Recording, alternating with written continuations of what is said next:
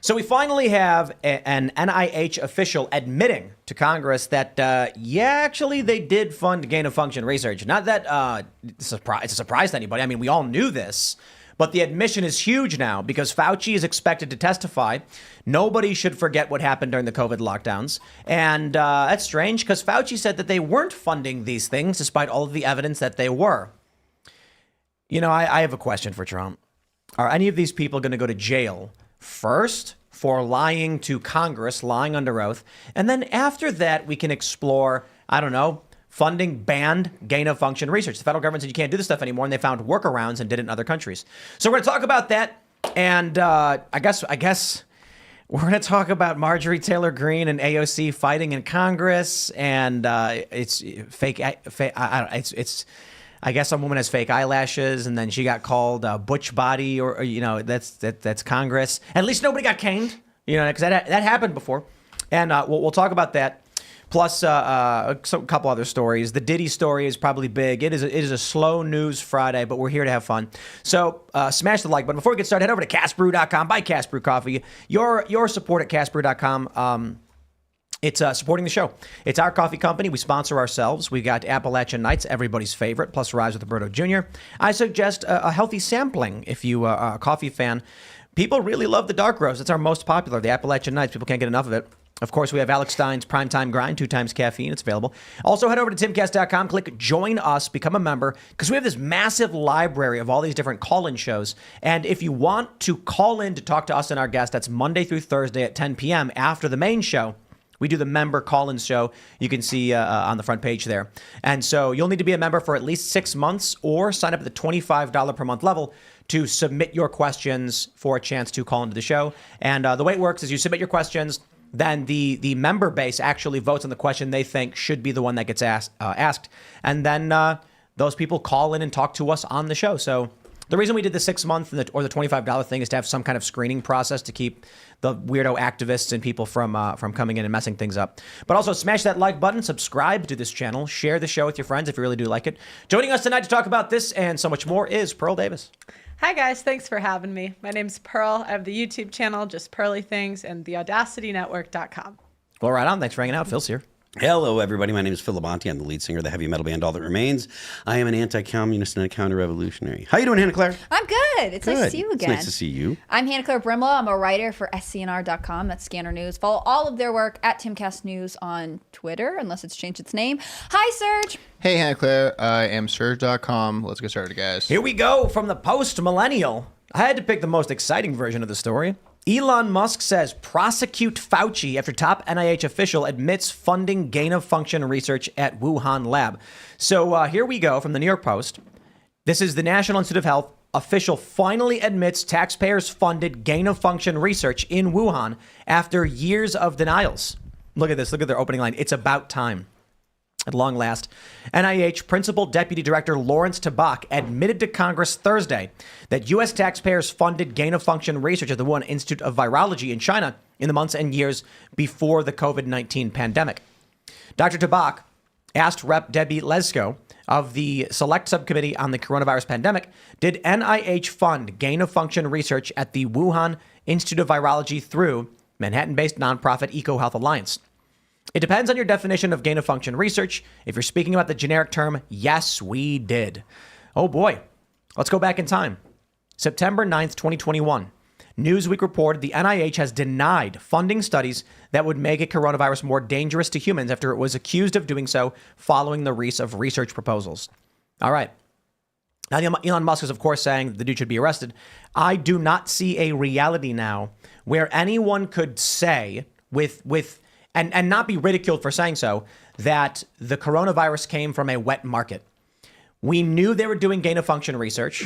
Jon Stewart goes on Colbert's show and says the Wuhan Coronavirus Research Center or laboratory has a virus emerge in front of it. Now they're just saying, okay, yes, we did. The only real question is Fauci going to go to jail? I kind of feel like the answer is no. I don't think he will. I mean, I hate to say that, right? Like, I would love to see justice be carried out for this, but the reality is we're in an election year and, Republicans don't control the Senate. So they might call him in for some questioning. There might be some investigation, but will this actually go anywhere? The House should absolutely go and subpoena every single person that lied to Congress. They should haul them in front of Congress. They should be prosecuted if they lied to Congress. They should be put in jail if they're found guilty. And I don't expect any of this to happen.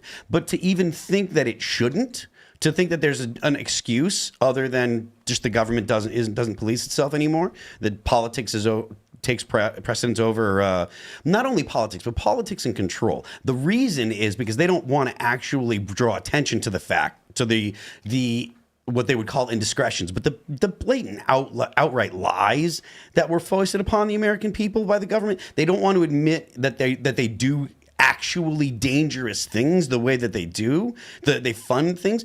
Guarantee that they are doing things that are just as dangerous right now, that if they got loose would be far deadlier. And it's just as possible that what they're doing right now gets loose as it was the day before COVID got loose. Yeah, right? Like nothing has changed. They're doing bird flu now. Yeah, I mean, I don't know what they're doing, but the point is they're not responsible enough to be doing it, and they're lying to us about it, and we're not doing anything as a country to hold our politicians or the bureaucrats responsible. I think as politicians, they also think it's all the media talking heads that were like, these crazy people who keep coming up with all these conspiracy theories. They're doubting Lord Anthony Fauci. How could they do this? And like, I think every show that put out a talking head that defended it should answer for this, but instead they'll ignore it. Like I hate to be cynical. I want to be optimistic, but I think the reality is that, Anthony Fauci is going to retire with the biggest government pension in the nation's history and never face jail. There were people that were talking about throwing Americans in jail for saying this. Now, Trump is presumed, he's expected to win in November because his polling is good. It could change. We have no idea. But in the event Trump gets elected, do you guys think anything happens? No. Do you guys, you really think Trump's going to win? Yeah. I figured, right now, based on the data before us, it looks like Trump, if the election were held today, Trump won. I love Trump, but I feel like he won't win because they stole it last time. Why wouldn't they just steal it again? Can you say that on YouTube? Yeah. Okay. You used to not be able to. You can say it now. Sorry. Yeah, and that is the big argument. We've been talking about this, the shadow campaign. That's what Time Magazine referred to their behind the scenes effort to do things that were, let's just call it untoward.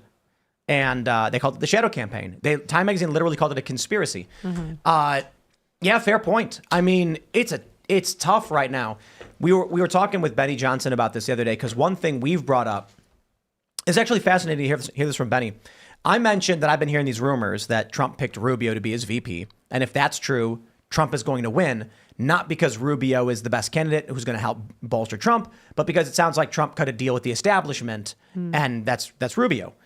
And then you have Benny Johnson coming out and saying something very similar, but also adding the points about how Rubio is actually considered to be a good option for him in terms of, he can speak Spanish and he can appear on Univision, things like this.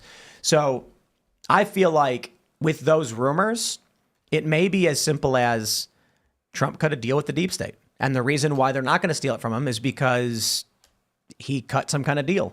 Now, this is what Benny said. He's the deal maker. That's what he does. Right. Why That's wouldn't a good he? point, Why wouldn't yeah. he do that? And it doesn't necessarily mean he lost. Mm-hmm. It just means you're not going to get everything you want. And maybe they go to Trump and they say, okay, we're going to cut the BS. We're going to drop the prosecutions. It's going to slowly go away. We'll do it slowly. You're going to win. No arrests. I think it's possible that there's deal making. I think that's always been true of any presidency when they're selecting their vice president, right? There's always some sort of promise. Same thing with like cabinet members or anything else. The issue for me is not whether or not Trump wins in November. It's definitely more what happens to the House and Senate. You could have Trump in office, but if he's completely gridlocked for the first 2 years because, both Congress and the Senate go for Democrats who are going to block anything that he tries to get through or just, push proposals that he's going to end up vetoing, we don't really go anywhere.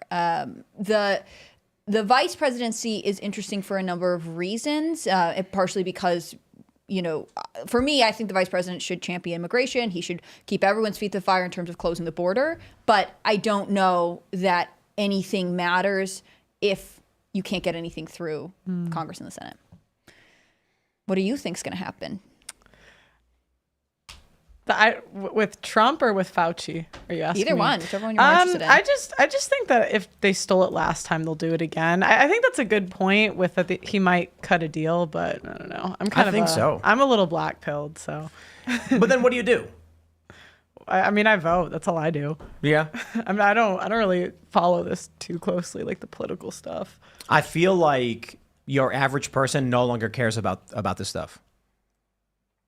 I think they care about it, but it's like outrage that's in the past, right? Right, They're going to like- be like, that was not good, but they don't feel like this is the issue that's most pressing to them anymore. Right now, that's on the shelf. It's like, here's our shelf of grievances, and we want some kind of justice, accountability.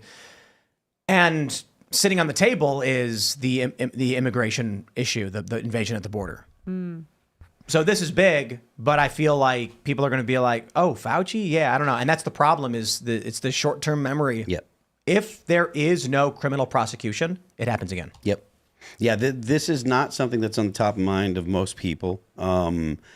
I think the people that still think about COVID regularly are the people that you see walking around wearing masks, and they're not inclined to look to punish government, which is crazy. They're still scared of this. Well, and they would say, and by any means necessary, this was justified, right? They would probably be okay with any kind of and it's risky. kind. Wait, and wait, it's no, kind hold on. Sorry, go ahead. What do you mean? I think someone who's still worried about COVID today would just be like, well, the vaccines were necessary, so anything they needed to do to make that happen, like Yeah, they but would this is just beyond vaccines. This is talking about like creation. of it. Making Yeah, the this is- virus so- so itself. what- I think so what I'm they saying is- wouldn't care. I think that they would be like, well, it was an accident and the government wouldn't do that to us and we needed the vaccines and this, that, and the other. Like, I think they are so consumed by like not doubting the government that like anything the government was doing, they would justify it But themselves. no. This is the gain of function research even before creating it, I think that they would justify but any actions themselves. But what doesn't make sense. I This think- is the gain of function research before the pandemic.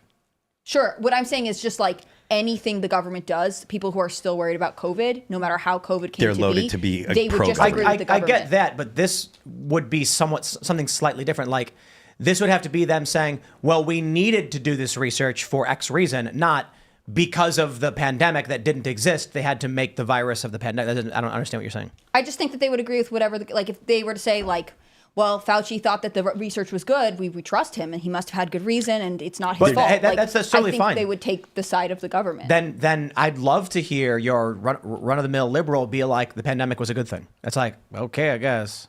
If that's their position. So it does put them in a really weird spot. Yeah. If you're having dinner with a liberal family member and you say, oh, did you hear that the top official, Dr. Tabak, I think his name was, said that they actually did the gain of function research at the Wuhan lab, that it was paid for by us. That's what ended up, making these viruses. And then if they go, well, it was a good thing the government was doing it anyway, and then the pandemic happened, you'd be like, oh, you're pro-pandemic. Okay. I don't know what a person would do when presented with that, that information. I don't know what. I mean, I could be wrong. Someone who's super COVID anxious might be like, how could they do this and the world collapse? But I just think it's the type of personality that is like, who really believed. You remember the Dr. Fauci worship candles? Like, he we had have such one. a cult following that I really think there are people that are like, no, he's the savior of us all and he wouldn't do anything wrong. And I had a Fauci bobblehead, and Luke broke it on purpose. I'm like, why did you do that, Luke? Why did you break my Fauci bobblehead? And we also have, I think we have a Cuomo candle.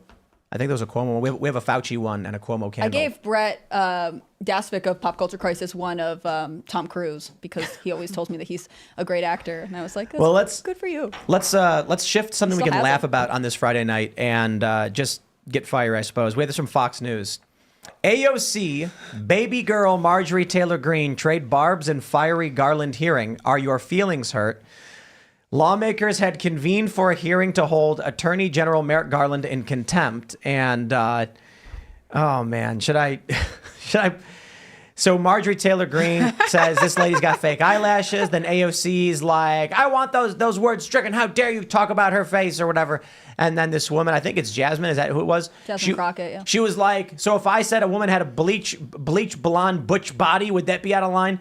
And then like the chairman's just like, what is happening? And it's not a good time to have the women in Congress having this kind of I don't know what you'd call it. Flame? No. Like what do you call it? Can you imagine the Cat day fight. there's two women like world leaders fighting with each other? Like imagine if we had a woman president. God, that would be terrible. Engaging in personalities. The two international female world leaders that I felt like everyone was celebrating for a minute was Prime Minister of Sweden, I believe, and the Prime Minister of New Zealand. And both have left office. So They always quit. Like it always, wasn't. I don't even know if they made it to a second term. Like also, I think both of them went through big breakups too. What's her name? Merkel was chancellor for a long time and stuff. There was the woman in Finland and stuff. There's plenty of heads of state that are women that. Is Finland what I'm thinking of instead of Sweden? I could be wrong. Should we? I'm not sure. I think this is the video right here. No, but if you look up the shortest terms, they're always women. Like if you look up the shortest time people have ever been in office, it's always women. Let me. I think this is the video. I'd like to know if any of the Democrats on this committee are employing Judge Merchan's daughter. Please tell me what that has to do with Merrick Garland. Is she a porn star? Oh, Goldman. That's right. He's advising. Okay. He's advising who? What?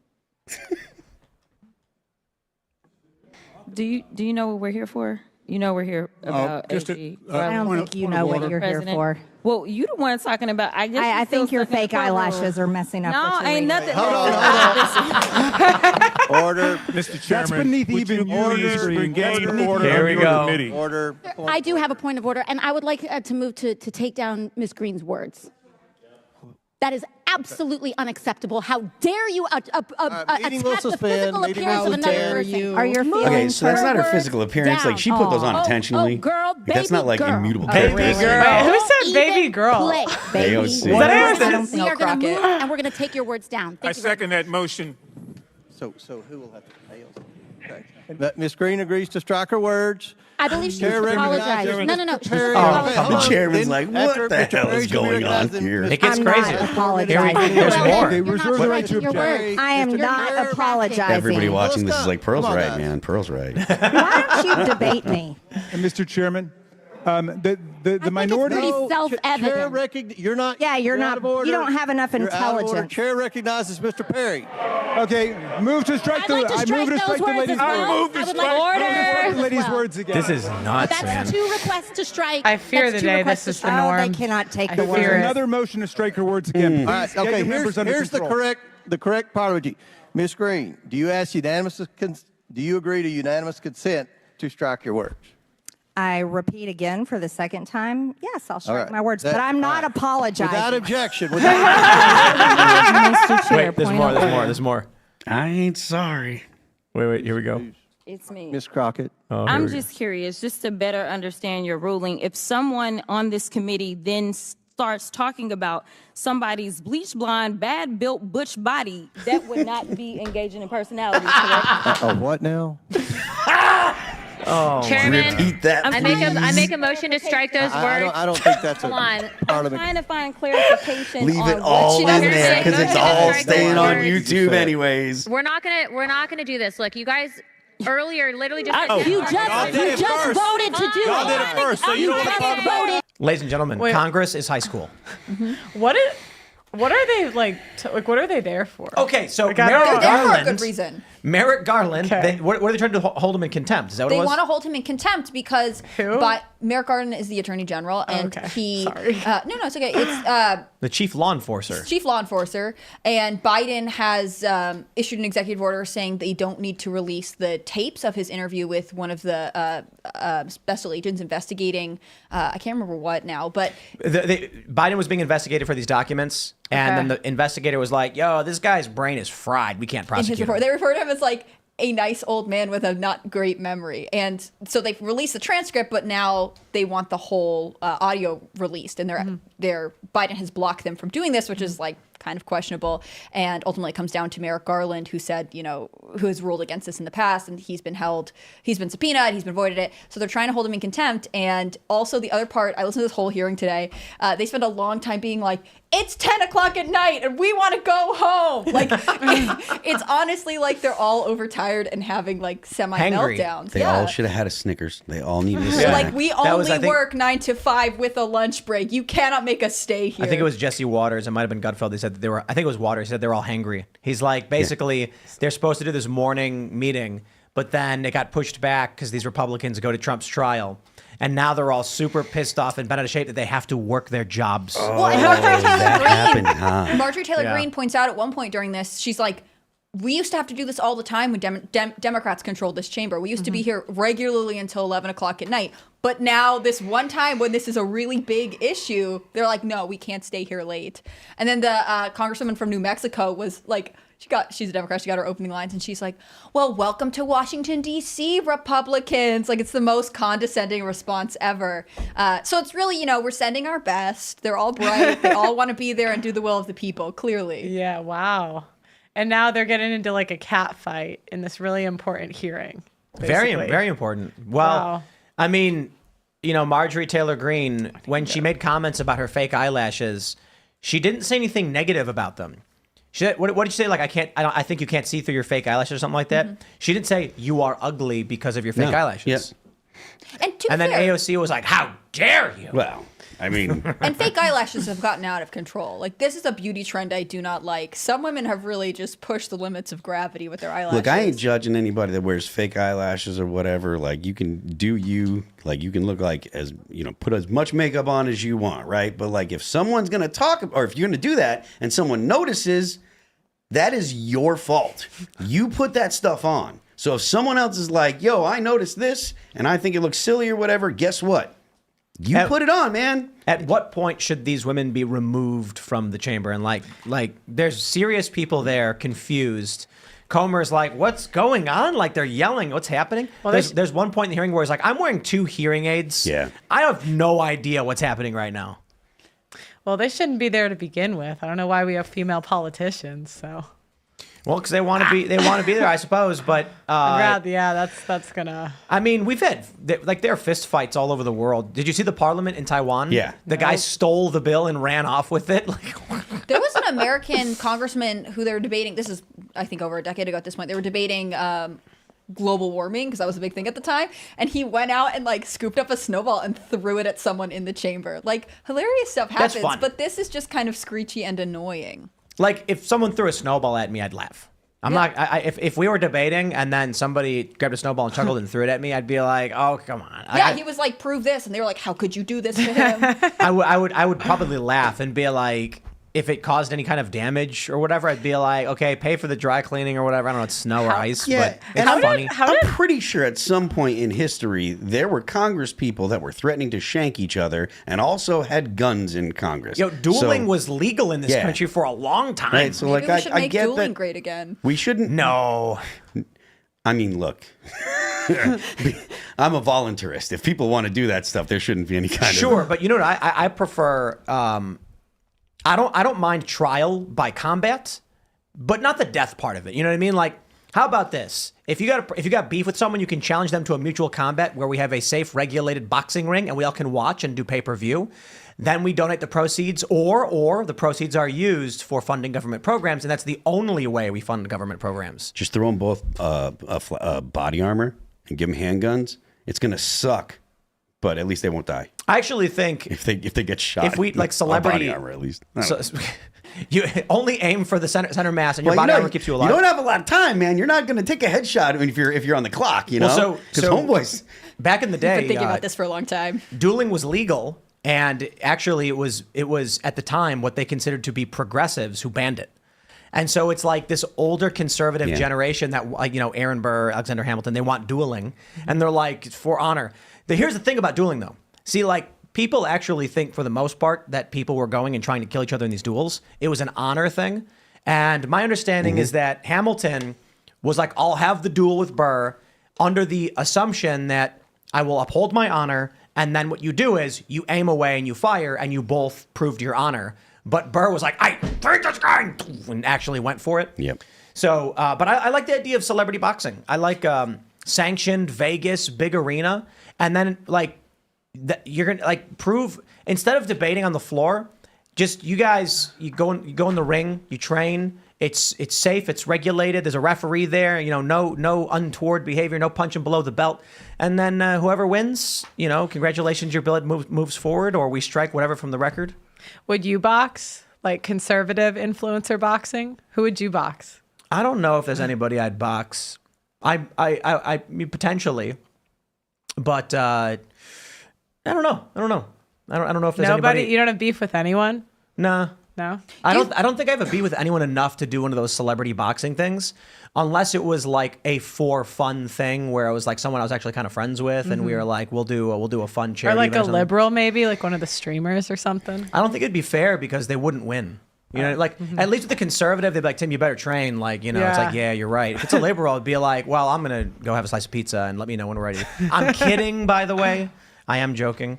But that is funny that we're actually seeing a lot of this social media dispute boxing as like a thing. You could box like Destiny, right? I don't I have like a couple inches and like 40 pounds on him though?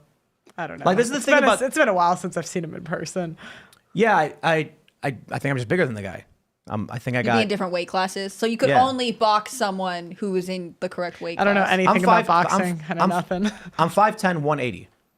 I think Destiny is like 5'6", probably like 150 or something. He's taller than me. I don't know. He's taller than you? Yeah. Am I getting his height wrong? I apologize, Yeah, Destiny. I don't know how tall you are. I know you've been here, but I don't really pay attention to that stuff.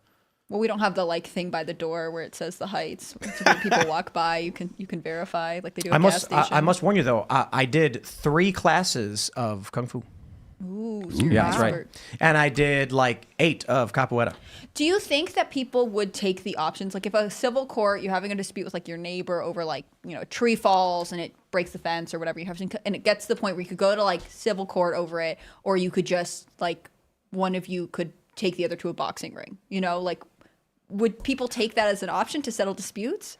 I mean, look, Congressional Thunderdome. At the end of the day, people can voluntarily decide, okay, we're going to decide this dispute with a boxing match. There's nothing preventing people from doing that. Nowadays, there is laws against dueling. Like if you were to go and be like, we're going to go and quick draw contest, you're going to go to jail. But if you get into a fight over something. I mean, possibly the other person, the loser, could be like, well, he assaulted me, but at the same time, Doesn't Oregon have mutual combat laws? I don't know what states do. Because there was this thing with Antifa where a fight broke out, and then everyone said, if you choose to fight each other, then there's no law broken. It's like, you're both just idiots. But I don't think that works with killing. Well, of course. That's what I was saying. We don't want that. The idea that... It's your body, man. I don't like the idea of people, because... There's too many issues with the finality of it, the end result. I disagree. I think regulated boxing by choice, like you said, you could literally do that. If AOC and MTG were upset, they could literally just be like, let's do a sanctioned boxing match to resolve this, and then there's no laws broken. So you're saying we could have the Congressional Thunderdome? Because this reminds me that Mark Wayne Mullen from Oklahoma is a former MMA fighter. So this is actually something I would want to see. If C-SPAN starts televising congressional MMA fights, I feel like its viewership would just really grow dramatically. I'd box AOC. I would do that one. Better yet, how about this? The primary consists of an election, and the top 2 candidates in any primary have to have a sanctioned refereed boxing match, and then the winner of that gets to advance. Look, we have to, as a nation, start really prioritizing our physical strength and health. And if that's how we get people to do it by, because it's a blank slate and all people are equal, then men and women would be fighting in their primaries and sanctioned boxing matches. You know what I mean? I think we're onto something. I feel like we should keep workshopping this idea. I just can't believe women this trashy got elected. That's what's baffling to me. I mean, look. Don't you have to be likable to be elected? You're elected by your constituents. I got to be honest. My initial thought when I saw this, trashy. My initial thought when I saw this fight break out was this is not going to be good for the feminist argument.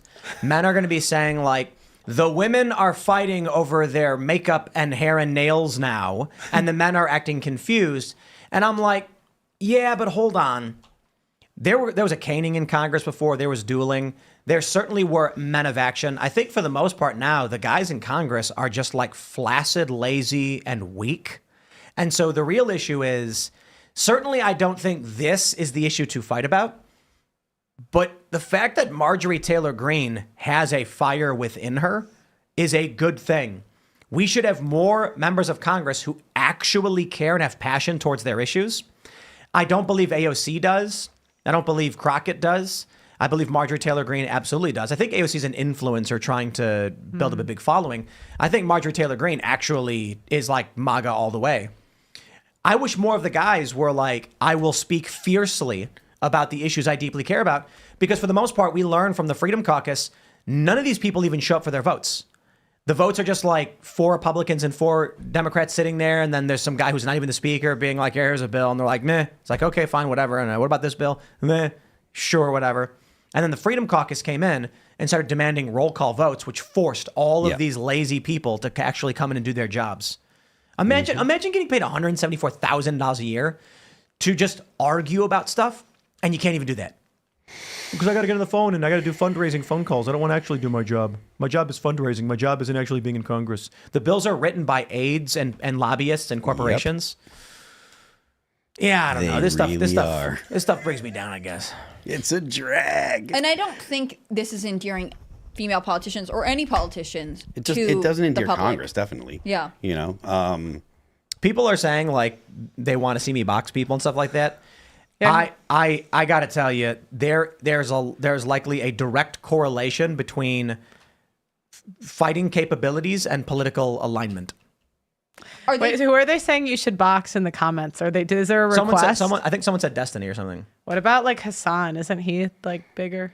Hassan's a big dude, but Hassan doesn't do that at all, if I understand correctly. Because if Hassan does it with anybody, he will never hear the end of it because Sam Hyde will ruin him forever.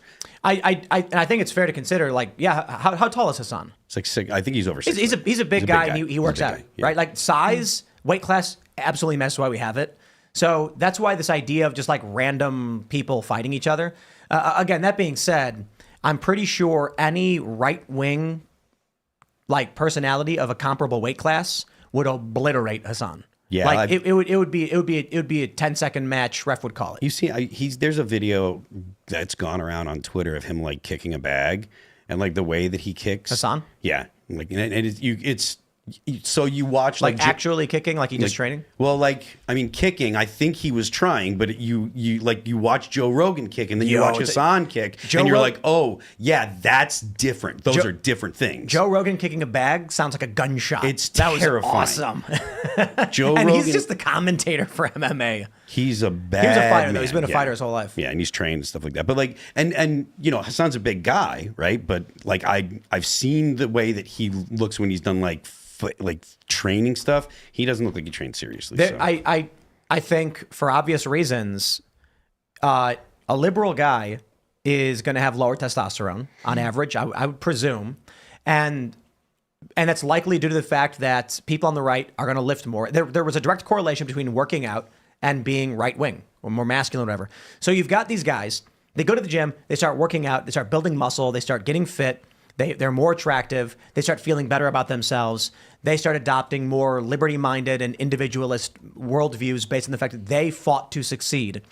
And then you'll have, and this is not absolute, there's certainly a lot of lefties who are fit and exercise and all that stuff too, but on average. So then you're going to have, you take your average person on the right, your average person on the left, and be like, no training, just come together and we'll get you in the ring. It's going to be like, yeah, the person on the right's probably going to win. I would never. You could even do TradCon versus Red Pill. I feel like that'd be a fair fight, right? Because they're both kind of right. That is interesting. Just saying the boxing. I just think boxing would be fun to watch. I think the testosterone levels are comparable between Trad Life and Red Pill. Yeah. There's like different worldviews. Yeah. You know, that'd be interesting. What do you think?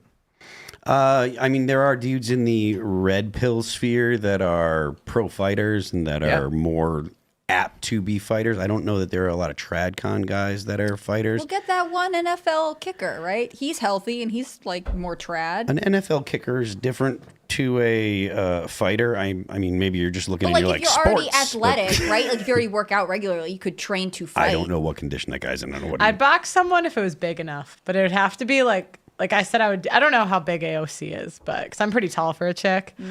I don't box at all, but I think I like good TV, you know?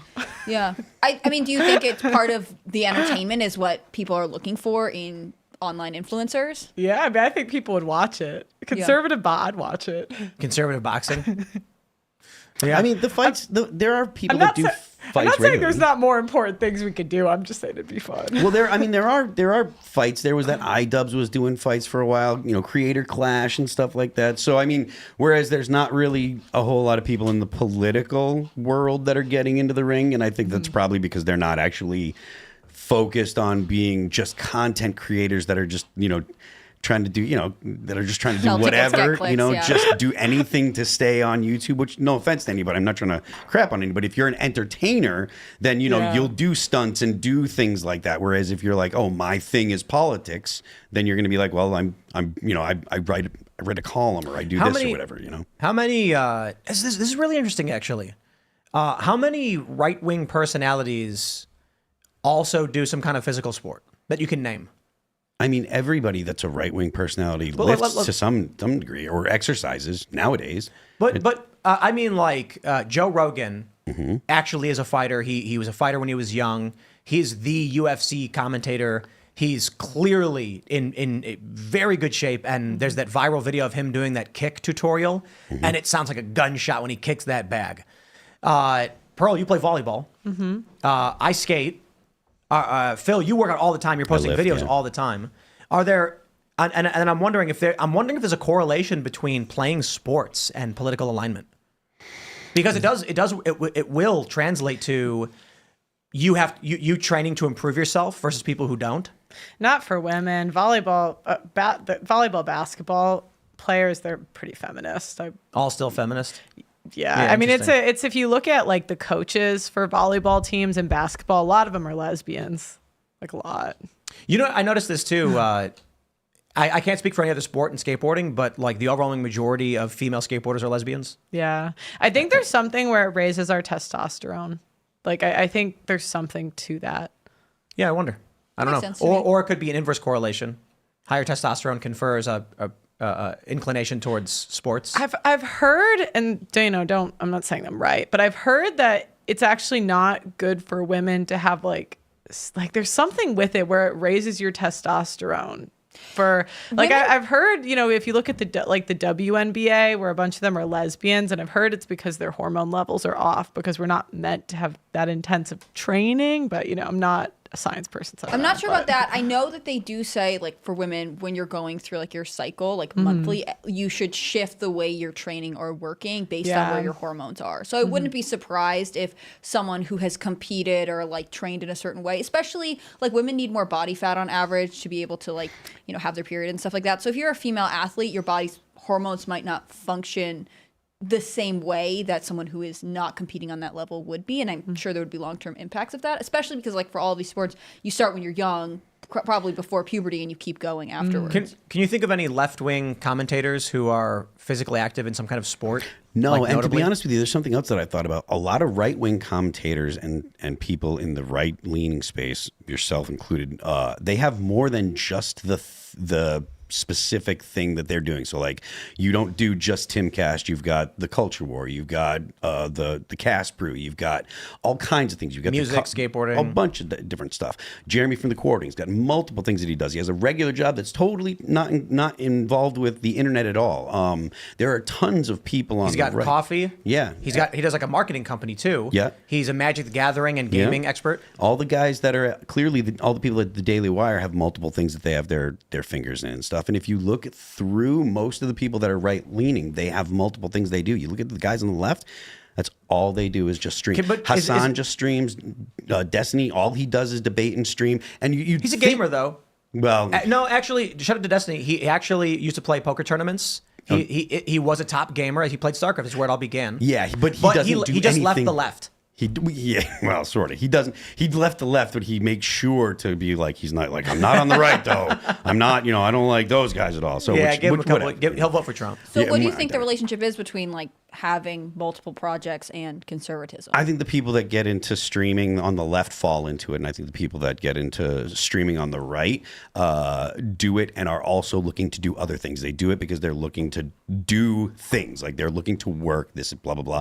People that get into streaming on the left, they fall into it. They start streaming and it turns into something that turns into something successful for them, but they're not like looking for the next opportunity. You're not going to see people on the left that are streamers. Not saying that there aren't people on the left that do podcasts that do this, but like you're not going to see people on the left that are YouTubing streamers that are going to be writing books. They're not writing columns. You're not going to see Matt Binder writing a column. You're not going to see these people writing books. They just kind of stay in one lane. Yeah, because all they're doing is this is what they're telling their opinion, right? But people on the right are actually out here trying to create things. And I feel like that's something that is because of the attitudes among people that are conservative and that are looking to do something in the business world and stuff. I just think there's a direct correlation between your cognitive capabilities and your political leaning.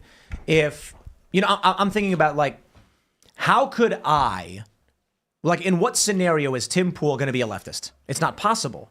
Because even if you hold the opinions that like we should have socialistic economics, you're still going to be like, after all of the research I've done, Joe Biden did in fact engage in a quid pro quo with the president of Ukraine over the Burisma investigation that his son may have been caught up in. That's a fact, and that makes you right wing. Just because so if you were on the left right now, and you were like, hey guys, I'm reading the news, and it does look like Joe Biden did this, they'll be like, you're a conservative. Mm-hmm. Instantly. What's your take on this? Because you've kind of had an internet career that's taken off. On like if conservatives have more hobbies, or like not how they hobbies, approach like having a career online. Is it just part of a network of things? The left do left people who attack you tend to only be focused on their online career? Because you have a unique insight into this type of work. I'm trying to think, because most of the people I've debated are really just like random people on my show. Mm-hmm. I'm trying to think. I'd say in London, like the commentators that go on like Piers Morgan and stuff, it's just like a part-time thing for everyone. Yeah. So. Yeah. We're talking about like fighting. We're talking about hobbies. And then I thought about it and I'm like, how many commentators have some kind of like secondary thing? And on the left, it seems to be non-existent, doesn't it? I was thinking about it. I'm like, what do these guys do aside from it, right? Like, if any of those guys stop streaming, they disappear in 6 months. It's not just that, but on the right, you'll notice people build something. Like you just launched. Is that your network? Mm-hmm. Audacity network. The Audacity network. Yeah. What is this correlation between being like I'm going to make my own business and the left being like I just have a Twitch channel? Well, the left generally doesn't like entrepreneurship, right? Like they don't like ownership of things. They think that things should be communally owned and et cetera. And to start a podcast and stuff like that, it's real tough to start something like that and do it communally, right? Like it's real hard to get it I off the wonder ground if conservatives have just more risk. Like they're like, because for you, yes, like, because for me to start the network, it was super expensive. And I ended up like losing a bunch of money at first because I invested in a bunch of talents that didn't work out. And so a lot of people like, I would imagine maybe the left's more like conservatives are more willing to take a risk in business where the left would rather just stream and keep the money. Yes, but like I feel like it's a drive to do something, to like maybe the biggest indicator of a grift is whether or not someone's actively trying to build something, to establish something, to make something solid. Mm-hmm.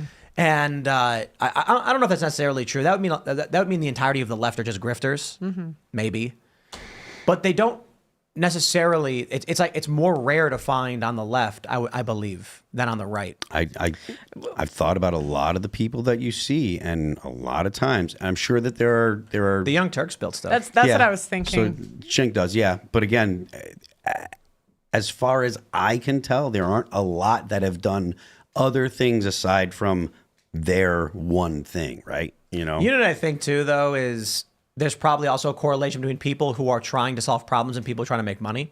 And one of the reasons you might not actually see these prominent lefty streamers doing things is because they're like, I'm rich, and then they don't want you to see what they're doing with the money they're making off of it. And then people on the right are like, we have to succeed, we have to do these things because they actually want to see it. Again, it's not absolute. There's certainly grifters on the right, but it seems like an inverse correlation. There's the majority on the left are like, I got paid, I'm done. I have my show, I make a ton of money, and I use it on myself. Then on the right, you have slightly more people who are like, I made a bunch of money, let's invest and build something so we can build a parallel economy, so that we can have physical locations, so that we can push back, make video games, build culture. A lot of people, I mean, look at the sponsors. I love this. Public Square, every company on Public Square falls into this narrative of like, we have a mission to do good for this country. The fact that Public Square exists, the fact that parallel economy exists, the fact that Rumble exists. What's Public Square? It's an app where in order to list your business on it, you have to pledge that you support traditional family values and free speech and like these kinds of things. And there's a map on it where you can open up a map and look at your area and see all the businesses that are basically saying, yeah, we agree with like traditional moral values and to varying degrees. It's not absolute. Like if you look at it's like the list of things in Public Square. It's like free speech and like the family and things like that.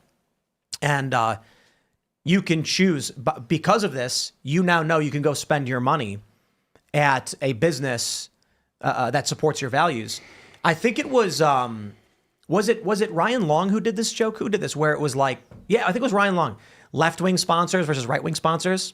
And the right-wing sponsor is like, before we get into the segment, Patriot water. It's water, but only if you're a patriot. And then on the left, it's like, and today's video is brought to you by McDonald's.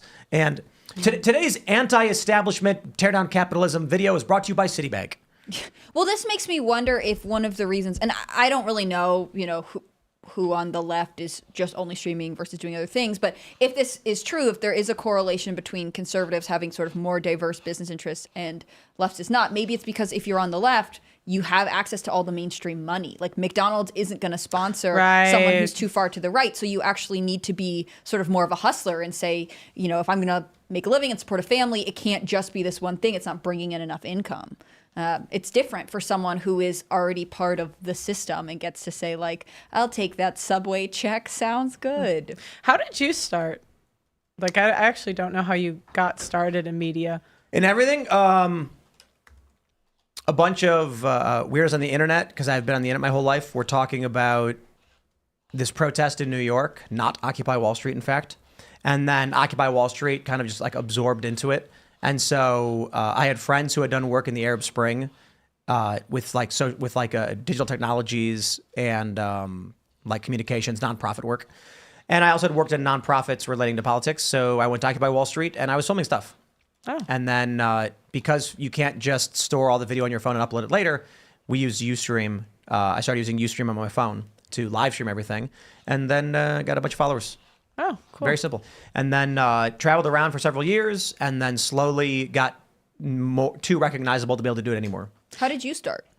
It was just kind of a side thing. I was in England, and then I just put like, I just would ask girls from my team and then to come over like after practice, and I would say, hey, let's talk about culture, relationships. And then there was a couple clips that went viral. The first one that went viral was I red pilled my friend for the first time. And it was a girl on my basketball team where we would come have like a debate after practice. And then there was one show where I was explaining to her that the pay gap wasn't real, which is like, basic conservatism. But for normal people, they don't really know. And you could see the wheels kind of turning. She was kind of getting it. And so I said, hey, come over later. And we did like a 3-hour reaction to Jordan Peterson's Kathy Newman. Oh, yeah. I think you used to call me the tour guide for that video because I just used to bring girls on my team to like watch it. And people loved watching like someone who kind of follows politics interact with someone that doesn't know anything about this stuff. Mm-hmm. And people just liked like watching the girls' minds like change on stream. So a lot of people think like I'm so mean, I hate women, But I'm like, I've actually spent a lot of hours like sitting down with women one-on-one and like explaining to them why the pay gap isn't real, explaining to them why trans, like the most basic stuff. And this is while you were in England? Well, I was in England because I was recruited. I was going to go professional volleyball. So I was going to do semi-pro, and then I was going to go pro in Germany. But then the podcast kind of took off, and I was like, I'll do that. Were the girls on your team British, or was it kind of a mix? Like, I'm wondering if the different cultural aspects. It's super mixed. Like there was girls from Germany, Spain, Mexico. It's a good amount of Americans though, because they recruit a lot of Americans to play there. Interesting. So it's super diverse, but they're pretty like left. They're pretty liberal. Let's actually jump to this story from the Post Millennial. Women's jerseys for KC Chiefs kicker Harrison Butker sell out after viral commencement speech. There you go, ladies and gentlemen. It's fascinating to me that all of this hate pops up because even apparently one of the founder something happened with like administration at the university criticized him or something. Yeah, the NFL criticized him, the administration, everybody, like all of the establishment criticized him, and it is mind-boggling that people are criticizing him. And I haven't had a whole good.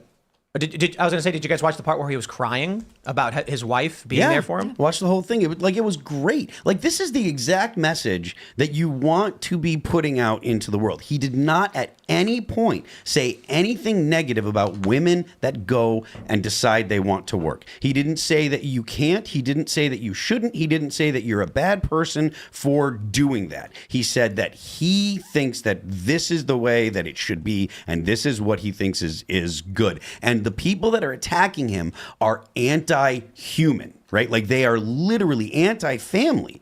And as much as, and I'm not the religious guy sitting at the table here. I'm the agnostic guy. And even I understand that if you want to have a successful society, you must have a society that wants to see society replicate itself. You have to have families. You can't have an antinatal view, which is exactly what that is. You can't have an antinatal view and then expect to have your society be successful. It's going to die. It's going to die. You're going to have misery. There's going to be a massive collapse of the U.S. economy because of it. These things aren't just, some women aren't going to want to do this, or, you shouldn't say that women shouldn't do, you shouldn't say that women should do traditional things because some women might not like that or whatever. It's like the things that you're promoting literally will destroy society. It will blow up the U.S. economy if there aren't enough people contributing. And if you stop having kids, that's what happens. But what if we just import everyone from somewhere else, Phil? It won't work. It's a terrible idea. I don't endorse that. I think the future is going to be old mothers and IVF.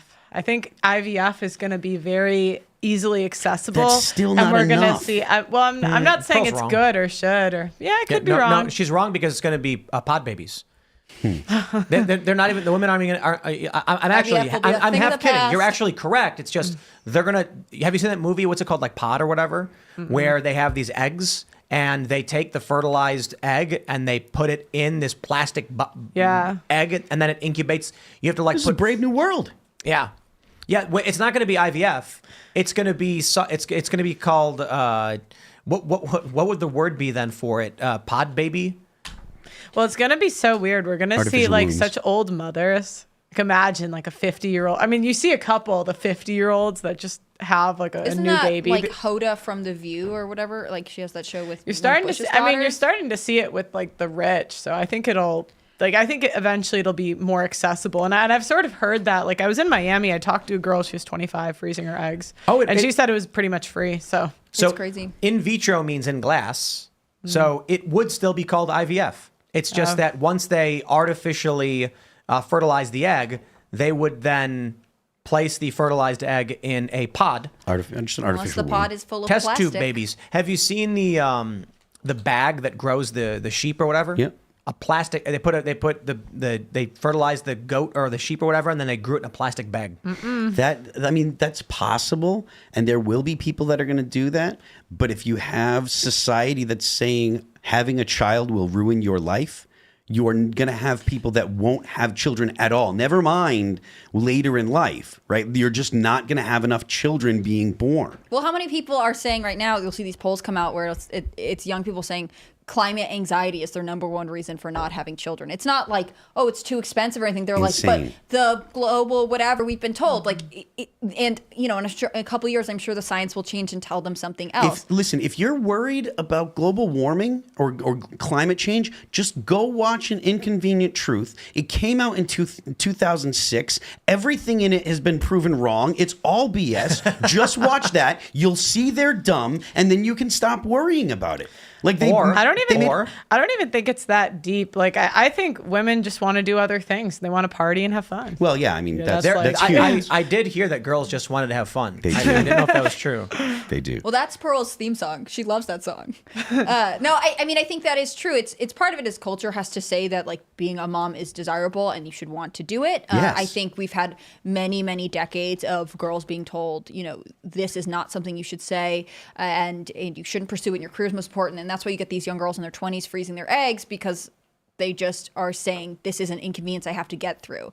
The other thing that I think is worth noting is that this NFL player Bucker was criticized by other Catholics for criticizing the Catholic Church for basically not taking strong enough stances and being concerned about what culture thinks of the church. Like, Insane. it is wild to me that he was like, people should want to have families. Like, he was also saying to men, you have to be masculine. Like, yes. And instead the response is like, from all sides, like, how could you say these things? Except for everyone in the room thought it was good. That is every bit the positive masculine message that people say needs to be spread. That is exactly what positive masculinity looks like. It is not Andrew Tate. There are good things about Tate. There are bad things about Tate. Whatever you want, whatever your opinion is of him aside. If you want to talk about, especially for the trad people, if you want to talk about positive masculine role models, that's exactly what a positive masculine role model should be. And to think anything else is absolutely ridiculous.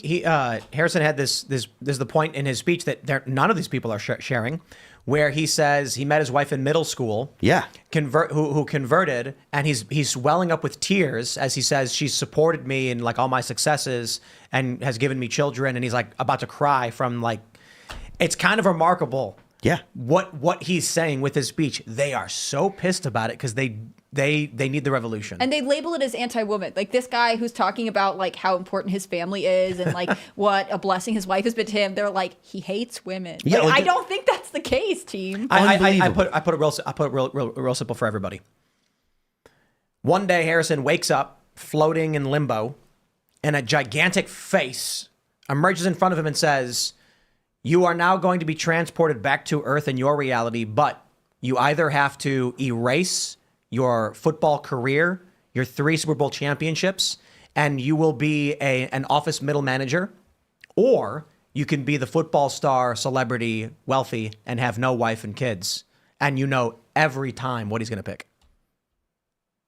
I think, and I wish that was something that we wanted as a society, right? I feel like we just decided that we were anti-family at one point, and we've continued on. And this isn't true for all cultures. I mean, We you see didn't this a lot- decide that. I would pick the football. He could just get another wife.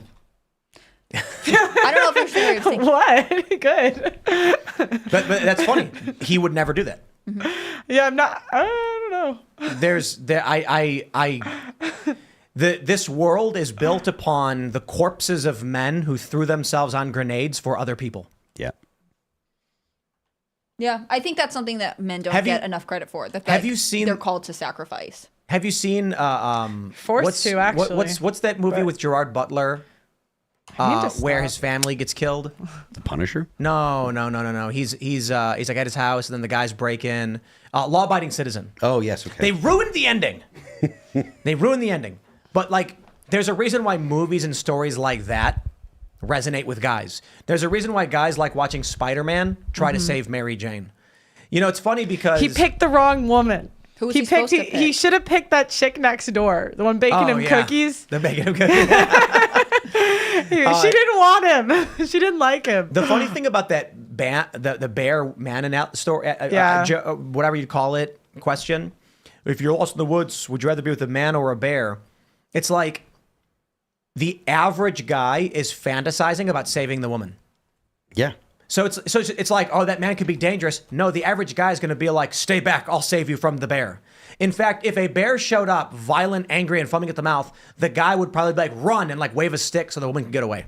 I think that's going away, to be honest. I think, agree. Yeah, like I don't really think you see that anymore as much because young men, I mean, you're seeing these clips go viral where a woman's in trouble and they're like, oh no, I'm not doing that. I agree completely. Juice isn't worth the squeeze.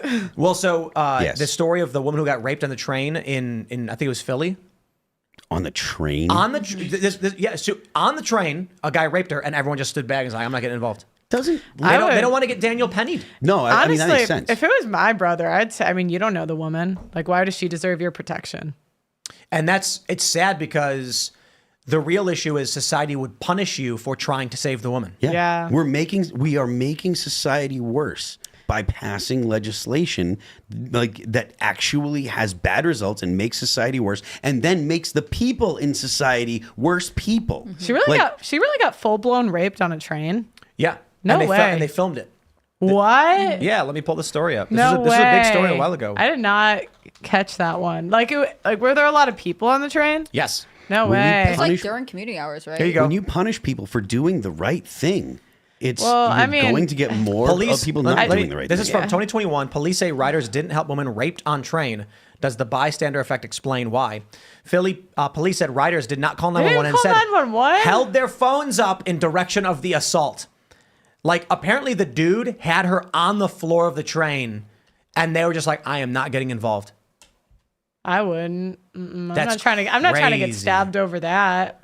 And it, like, A I woman don't. was Would you raped call on a 911 train though, by or a would you call stranger. I'd call. Oh, I wouldn't film it. I'd call 911. But I'd imagine, because I'm thinking the train in London, you don't have service. Look, we see what happens with Daniel Perry and Daniel Penny. Different stories, but Daniel Penny is trying to save people on a train. Yeah. A woman said that her life was the guy was threatening her life. He's fighting for his freedom. Well, and I mean, not in this. Sorry, go ahead. I was gonna say real quick too. Sorry, when you mentioned it's going away, I think another big component as to why the idea that a man would sacrifice himself for the woman is going away is young guys are growing up watching TikTok videos of women put on these skin tight booty shorts that are so tight it goes into their butt cracks, and then they act like they're being victims, and these guys are being like, I am not jumping on a grenade for that. And I'm not saying it's all women. I'm saying this is It's what enough. young men are being influenced by. Yeah, it doesn't take a lot of women. All it takes is enough to fill up like a couple videos on TikTok and Instagram. And while I agree that in the macro it's going away, there are still people like Harrison Butker who I guarantee if a man broke into his house with a weapon, he would stand in front of his wife and children and say, honey, run, take the kids. Oh no, I think men will do it for women they know, but strangers. And honestly, if it's a stranger, I don't think you're entitled to protection from men you don't know. Man, it used to be so much better, didn't it? Yeah. I think there's a level of like, we would love to live in a society where people looked out for one another and wanted to protect each other. But I think we have a culture that's morally bankrupt. And so you just can never be sure of who is going to be at this fault. is all restorative justice. I covered one guy who I can't remember what the situation was, but I know he saved this girl from a guy that was attacking her. Anyways, he ends up getting killed, and they praised him as a hero, and you know, yes, but that was her boyfriend, and she went back to him. So it's like, you know, that I know, and that's not uncommon. A lot of gave up his life, and she went back to. I know. So it's like, Unreal. guys see that, they're like, why would I get in the way? I think social media has, what's fascinating is media used to be very controlled. And it was young guys and young women are influenced only by what the TV and the magazine, the radios would allow to be published. But now with the internet, it's just whatever gets the clicks. So it could be random and chaotic. And of course, what's getting the clicks? When YouTube first started, all of the big thumbnails, all the videos that were big, it was semi-nude women in the thumbnails, no matter what the video was. You could be a guy doing a cell phone review, and they'd be like, you got to put bikini women somehow in the thumbnail. Then YouTube cracked down and said, you can't have unrelated thumbnails on your videos, otherwise we'll... this fly is so annoying. This fly Get in here. They'll be like, if you use an unrelated thumbnail, we'll ban your video. We'll give you a strike. So then people started finding ways to incorporate weird stuff into today's cell phone video and bikini review. And so YouTube's tried really hard to like shift that behavior. But so long as the internet is built upon you can upload what you want when you feel like it, and that's the general idea, then you're going to get weird grifter manipulative garbage, and young people are going to be influenced by it. And when TikTok is promoting these women in the algorithm, that they buy pants that are intentionally too small, and they put them on to the point where it's probably causing circulation problems, and the pants go into their butt cracks. Like, it's not shorts. Like, you're not wearing real clothes. But that's what's getting all the massive views. Well, I think social media becomes real life fast. And even in the last like 10 years, I've noticed a significant difference in my hometown, in London, wherever I'm at, in how naked women are in public. I mean, when I was in Vegas, I couldn't even believe it. There's women with like stickers on their boobs. They just walk around. Can I just point this out? This is the Wikipedia page for Harrison Butker. It says anti-Semitic comments. In his 2024 commencement address at Benedictine College, he cited his belief that many first-century Jews were responsible for the death of Jesus by criticizing a bill condemning anti-Semitism. But it literally says in the Bible. Historically, claims that Jews were ultimately responsible for the death of Jesus have been wielded as an anti-Semitic trope against Jewish populations. The Bible says it. They're like, Pope Benedict affirmed this. There's no basis in scripture for blaming Jews. This is the weirdest thing ever. I'm not a Christian. Here you go. To the people who are like, Tim's going to say it. Let me pull up a Bible passage. I had like 5 of them.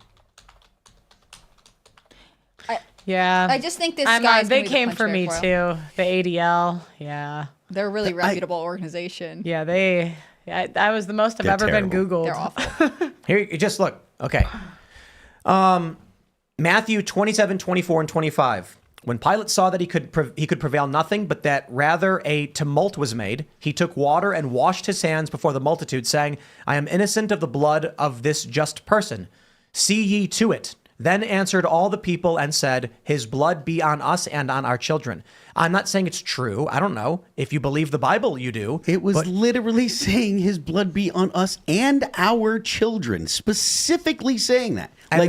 And that's what the Bible teaches. Yeah, like I'm not even anti-Semitic. I'm not like, again, the second time today that I'm giving the agnostic caveat, but like those are the words there, homeboy. Like, I don't have a dog in the fight because I'm not religious, but like that's what it says. So the idea that you're not allowed to articulate what it says in the Bible is ridiculous. Thus proving his point. When Harrison said they passed this bill saying you can't say this thing, and they're calling him an anti-Semite for quite literally saying that the Bible says this. I mean, I had a song out that said a very similar thing. What were we talking about before that? We're kind of talking about men in society and, you know, what becomes of men in modern society when the things that they're naturally, instinctively, you know, maybe programmed to do, our culture is always attacking them for them. Like I think it's very difficult for young men to grow up in the world that is like, but you're the problem, you know? Like, how are you supposed to respond to that? Young men are treated as if they're broken girls when they're young, you know, until they're in their, 20s and they're sufficiently subdued.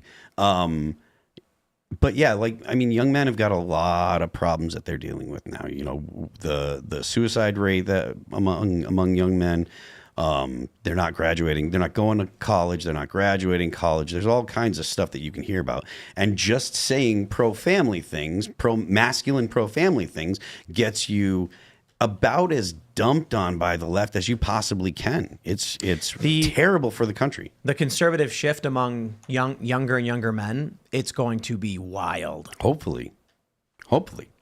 What does it turn into, though, you think, right? Is it like I think young men are going to stop voting. I think they're just going to drop out. You think they'll become like apathetic because it seems insurmountable?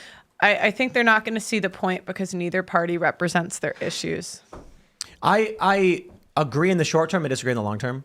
I think what you're saying likely will be true for maybe like the next couple generations. I do feel like after a long enough time, though, the idle hands being the devil's playground, if you look historically, bored young men detached from society tear societies down.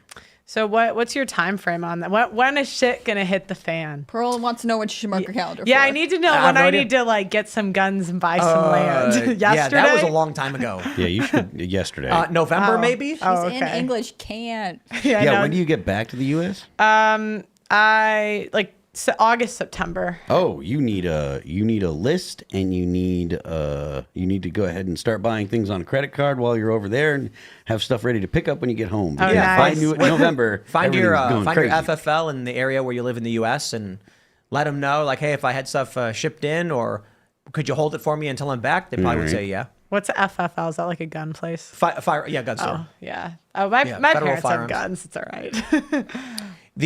What is the saying? If you can count how many guns you have, you don't have enough. I mean, yeah.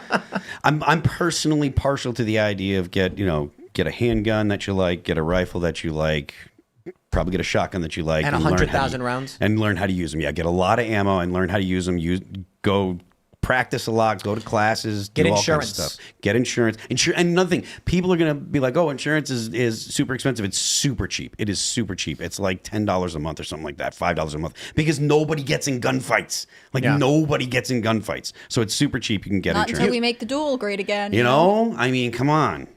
You walk around West Virginia, everybody's armed. Like, not literally everybody, but most people are armed. And nothing's happening. The crime rate, the chance of being a victim of violent crime is like slightly above half the national rate. So it's almost half. It's low. And that's in this beautiful state where everyone's got guns. I mean, you look at Illinois. Guns are heavily restricted and regulated there, and somehow they have tremendous problems with guns. And they blame the guns. There's dudes running around with machine gun Glocks that are totally illegal. Oh, dude, that's I so can't have it's one. true though. It's nuts. So unfair. But yeah, back to the young men stuff. I think the rise of Andrew Tate, Jordan Peterson, is like the door hath opened. Pay attention to what's happening. And first we got Jordan Peterson. And what happens with Jordan? He okay. He does not strike me as a man who lifts heavy things, despite the fact that he tells people to find the heaviest thing you can find and then lift it. But many young guys like his content and wanted to listen to him because he's like a father figure. But guess what? They called him a Nazi. They called him alt-right. They mocked him. They belittled him. And now you get Andrew Tate. And I would say, if I look at Andrew Tate's past and things he's described, those are horrible things. If I look at the stuff he's doing now, I would say a good amount of it is actually pretty good.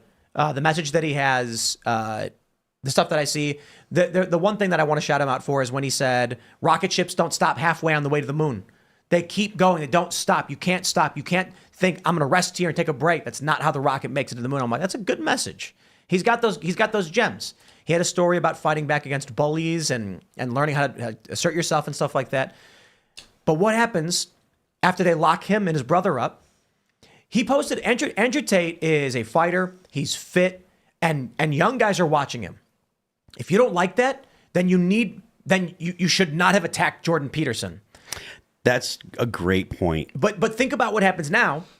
Do you think that if you then take Andrew Tate and Tristan and you put them in prison and cut them off, those young people are going to be like, guess I'll go back to Jordan? No, they're going to be like, who's the next guy? This is similar to what happened with Trump, right? You had Jordan Peterson, who was very milquetoast, very inoffensive in what he was saying, and they attacked him and called him all the most horrible names. Just like you had Mitt Romney, who is the most inoffensive, milquetoast Republican that you could possibly find. And what did they do to him? They crucified him. They called him a Nazi. They called him all the names. And so what do you get when you do that? When you take the most least offensive people you can find, and they're still called all the worst names in the world, well, then you go ahead and say, well, screw it. We'll go ahead and we'll get Andrew Tate and we'll get Donald Trump. Who cares? Who comes after Andrew Tate for young men when they're trying to put him in prison? What is if you go Jordan Peterson, Andrew Tate, solve for X, right? What's the next person going to be like?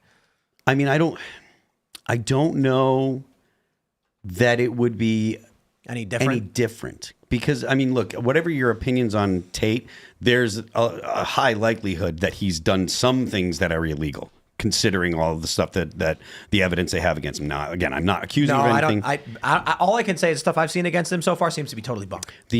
I've heard some stuff about the Loverboy law that they have over there. They change. Yeah, it's a bull. I think. Well, The I law think, is bad. The law may be bad, but according to the law, he might have actually broken that law. What The it's law is like, bad. where you tell women you love them and they do stuff for you, Yeah. it's illegal. Yeah. It's like the way they get guys a lot is they change the definition of things. I don't know that law in particular, but I'll give a different example. So like rape, it used to be forced sex. That's easy. You pull a chick off the side of the road, force her. But then they switched it to sex without consent, and that expands the definition and allows them to throw more men in jail. So if I had to guess, if they do get him, it'll be something like that. Yeah.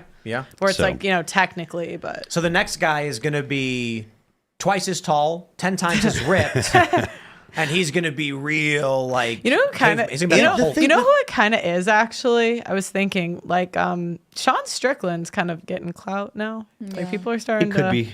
Yeah, but like a he's- UFC fighter. But I think that's a positive move. Yeah. My concern is that if you go from Jordan Peterson, who is like he's a good role model in a lot of ways, and you take him away from He's kids, wholesome. And right? And you Tate's give him just not Andrew wholesome. Tate. Andrew Tate's got this dark backstory. Is there a darker? I mean, if Strickland were to take that space, I'm not so sure because Tate is a podcaster. He's like a commentator. He talks a lot. I don't know. Strickland does talk a little bit. Strickland's a much better role model in my opinion.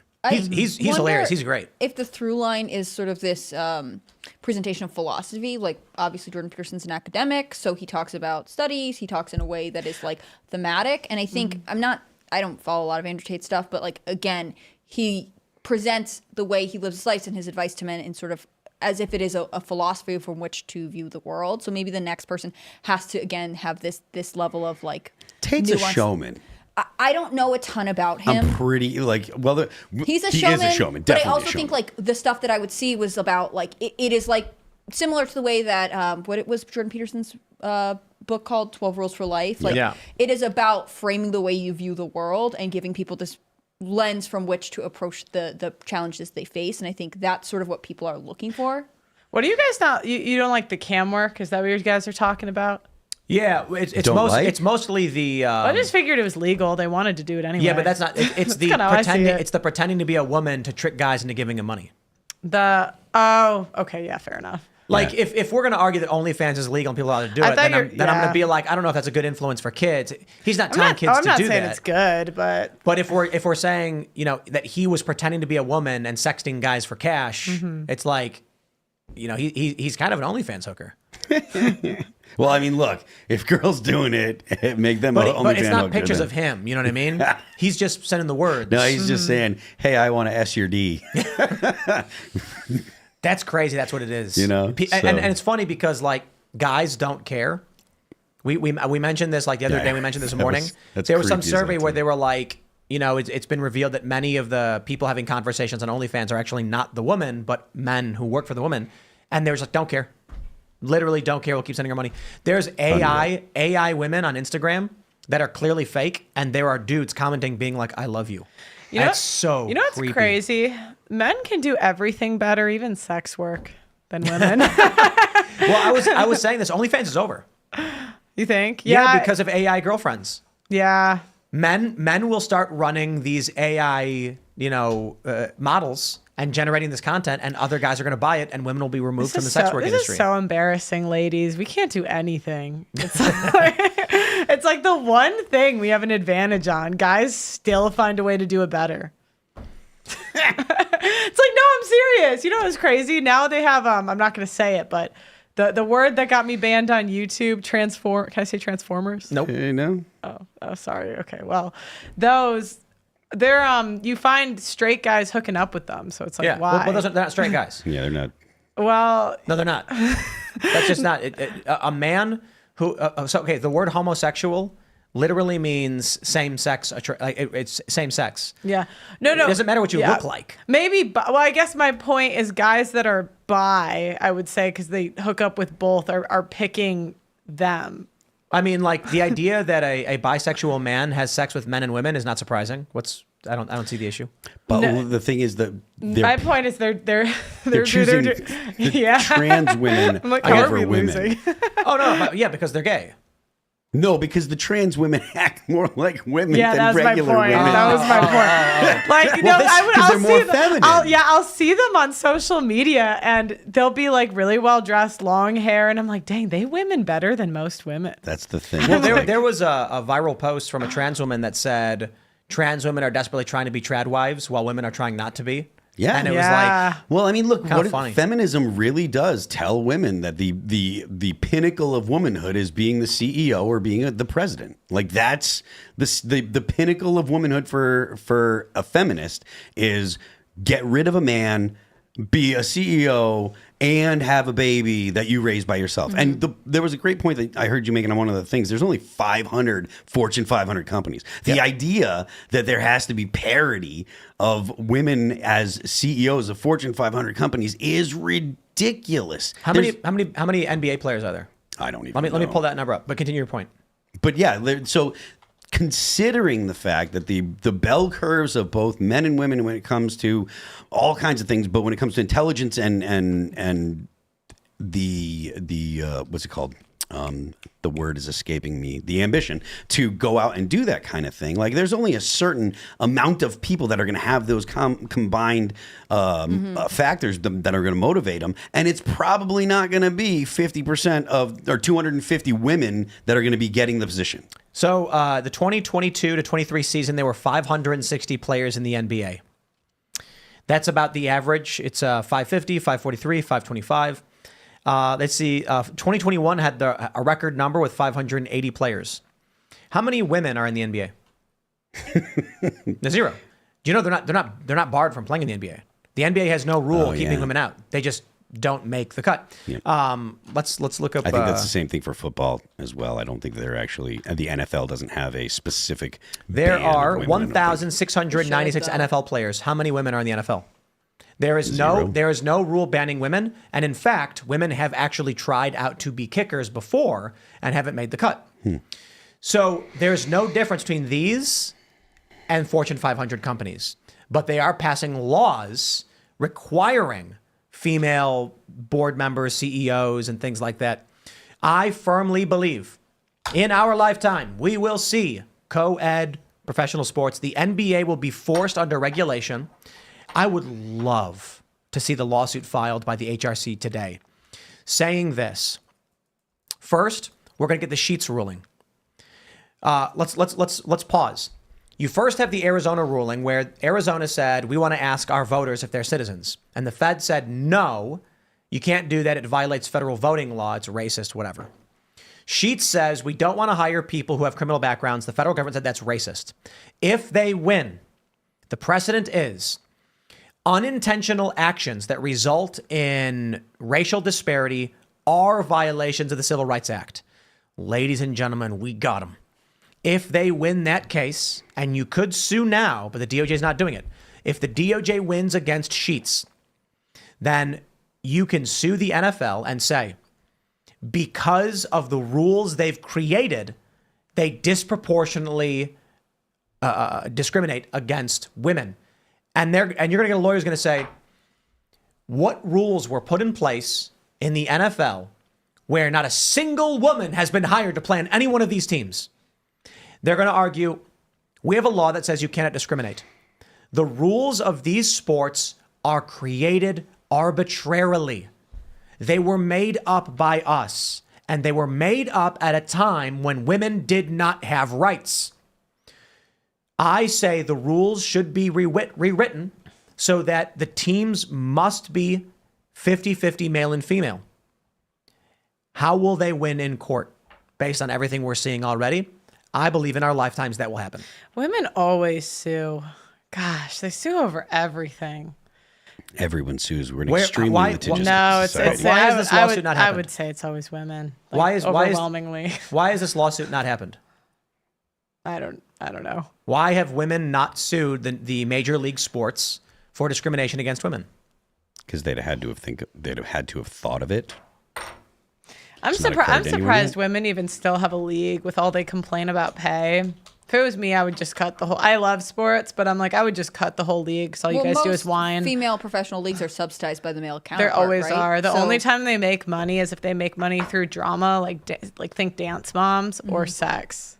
Like, you know, they start OnlyFans. But it's, I mean, see it there's no reason becoming- to cut them. Yeah. So like, it doesn't matter if they make money or they're terrible. Like, it's there because it's to Men- basically emotionally Title IX whoever owns it. Yeah, I know. ChatGPT says men generally file more lawsuits than women. I don't believe it. Sorry. I don't. I'll ask. What's I don't. your source? I think the big issue, kind of to what Phil was saying before, is, you know, most of the early feminists were also socialists, and a lot of the point of feminism is to just keep women in the workforce. And so, you know, of course, it has nothing to do with actually what might benefit women, what they might be advantaged to, what might, you know, make them healthier or happier. It's actually about the workforce. All of the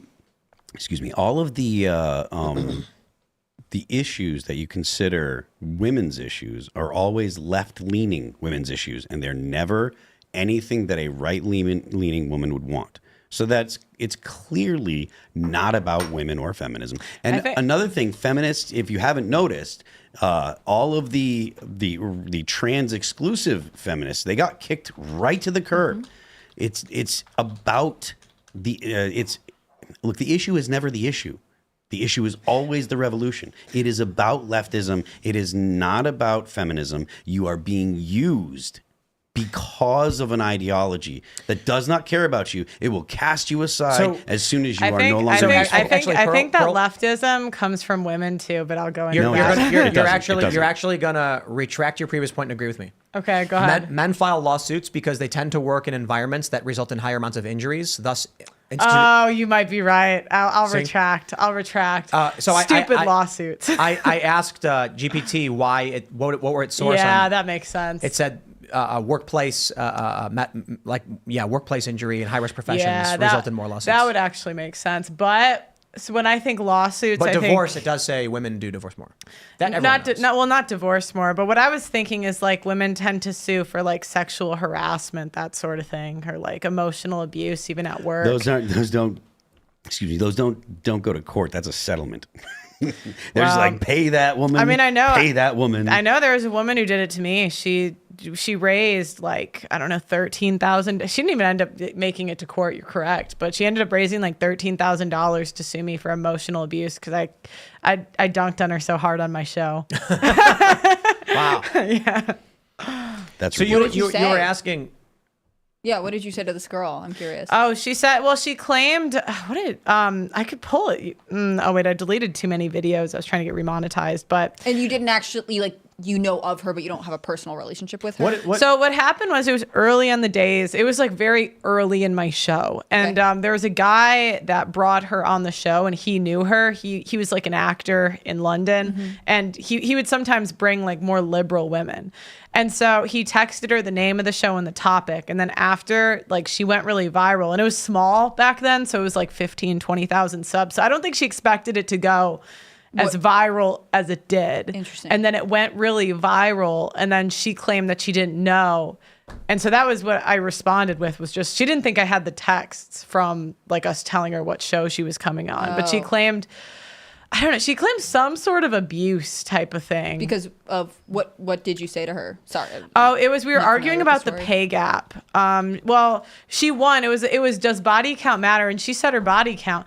I gave her an out. I said, all right, you don't have to. It's all right. You don't have to. And then she was like, no, I want to. Sex positive. I was like, all right, go ahead. And it's not my fault she slept with a lot of guys. Like, I didn't make you do that. Yeah. So then that went viral. And then on top of that, it also went like, she was just saying she didn't need men. She was just like your typical feminist, you know, she's an actress. So yeah. And then she raised money to sue me.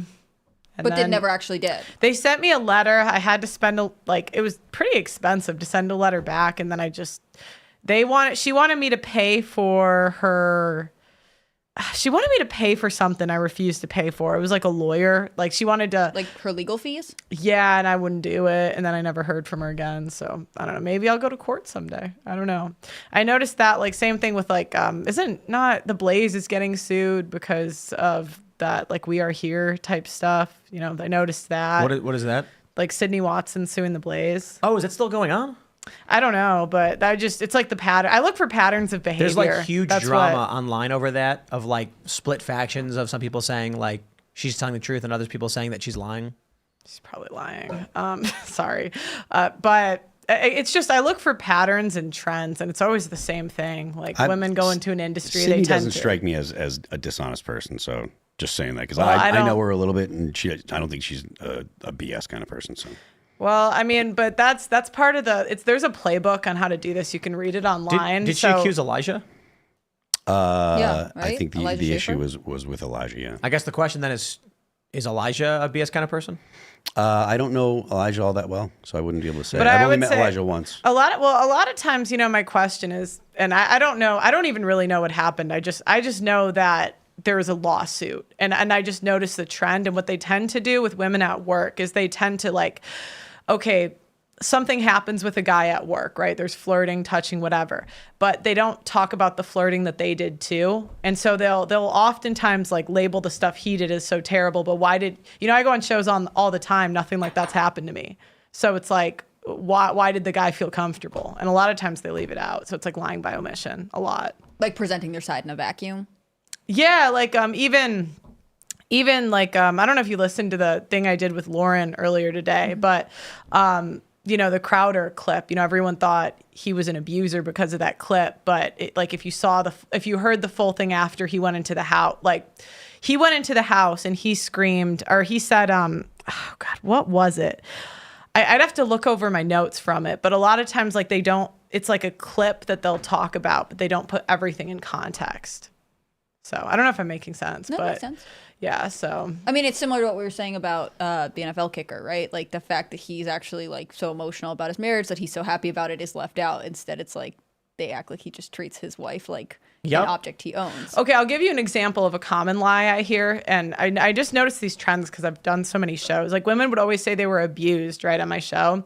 And one time, someone in the comments section said, "Ask her if she filed a police report." Now, remind you, I interviewed 1,000 women. And probably every other show, maybe someone would say my ex-boyfriend was abusive. But then I started to realize I knew what questions to ask. So I would say, did you file a police report? Overwhelmingly, no. Mm-hmm. And that's kind of a sign that they're lying. Second thing is you have to ask them to tell you the story in detail. Like in detail, what happened? Example of a lie I would hear. One girl said that he pushed me, he pushed me down the stairs. That sounds awful and terrible. But when I asked her a couple questions, I found out that she was actually trespassing in his house. She refused to leave and he was pushing her out of the house. Maybe she fell down the stairs, but is that really what she, maybe right, you shouldn't. To the point of trespassing. Yeah, it doesn't sound like they're actively together. Well, yeah, like she was trying to pick a fight with him in front of his kid. Interesting. And he wanted her out, like she wouldn't leave. Do you think the definition of abuse has become expansive? They expand, yeah, that's the problem. And they did it in family court partially, but it used to just be abuse, one person hitting the other, but they expanded it. So again, the first thing they want to do in order to put more men in jail, feminists do this or take their kids, whatever, resources, whatever, change the definition of things. So they added an emotional abuse, financial abuse, and then the other thing they do is they make it on a balance of probabilities rather than beyond a reasonable doubt. And what that means is there's more evidence that it's more likely he did it than not. So if it's 51%, then we take the kids, et cetera. They call that in the U.S. Preponderance of evidence. Oh, yeah. So at the universities, they said our standard is not beyond a reasonable doubt. It's a preponderance of evidence, meaning if there is any evidence to suggest, we act as though it happened. Wild. Yeah. Authoritarian. Yeah, and so, but I've noticed the same the same trends I saw in family court. I would see it at work too, because usually men will build an industry, they'll make it awesome and amazing, and then women tend to come in and ruin it. I saw this in education. Men made, education was mostly teachers. Women came in, ruin it. But with the expansion of abuse, like why did this happen? Why did no one stop the expansion? Because obviously male judges, male lawyers, I know there were female ones too, but why did this? Women will always get blue-pilled or simp men to enforce. That's the only leverage that they have, is getting men that want to sleep with them to do things for them. So it was basically, you think it's women presented a sob story and I think that's why I go back to voting, because that gave women more political and social power. That's why I always say women shouldn't vote, because that is what changed everything, because now all of the laws have to cater to women, not men. The interesting thing about voting, what people need to understand is voting favors those who have lighter schedules. You will see a higher voter turnout among people who are not working than who are. And so, especially with women's suffrage, you instantly had a massive voting bloc that was more likely to be able to turn out to vote than men. Women were at the time because men are working, and not every man could take time off of their jobs to go and vote. Today, it's more so the unemployed, and so the incentive of government then becomes to cater towards those who are not working, which is it's a perverse incentive. So the people who are working, who are having their rights and their values and their taxes stripped away, the system will crumble because it's favoring those who are not supporting the system. Yeah. Which is women. Well, it's crazy because I feel like so many people are unhappy. Women are working now, though. With voting. Well, yeah, but they have useless jobs. Like they go through it in. Oh, come on, that's a bit hyperbolic. No, I'm serious. Nurse is probably the most important job. Well, but look at the industries that women dominate. They always suck, and they're always the ones that people complain about. And I would argue education, healthcare, both of those are constantly complained about. Yeah, but that's a government thing. Yeah, but the government is taken over by feminists / women. So Progressive, liberal. I mean, because I don't think with men, feminism as a component. Well, no, I just think it all goes back to matriarchy. Well, let's go to Super Chats. I'll give you that. You have last word. We'll go to Super Chats. Smash that like button. Subscribe to the channel. Share the show with your friends. Head over to timcast.com. Click Join Us. Become a member. It supports the show. It keeps us all breathing and alive. And we have a members-only call-in show Monday through Thursday. $10 a month. Member for 6 months. You can call into the show and talk to us and our guests. You got to submit your questions, and then everyone votes on the questions they think should be asked. Or become a member at $25 a month, and you jump the line, and you can submit your questions right away. That's just, we needed some kind of gatekeeping process for the weirdos who are trying to harass the show and stuff like that. But we will read your Super Chats now. And what do we got here? Tim Jake says, you need to check out the Repealing Illegal Freedom and Liberty Exercises Rifle Act. Interesting. Introduced by Senate Republicans this week, it would effectively gut NFA by repealing the transfer taxes. Ooh. Me gusta. Let's go.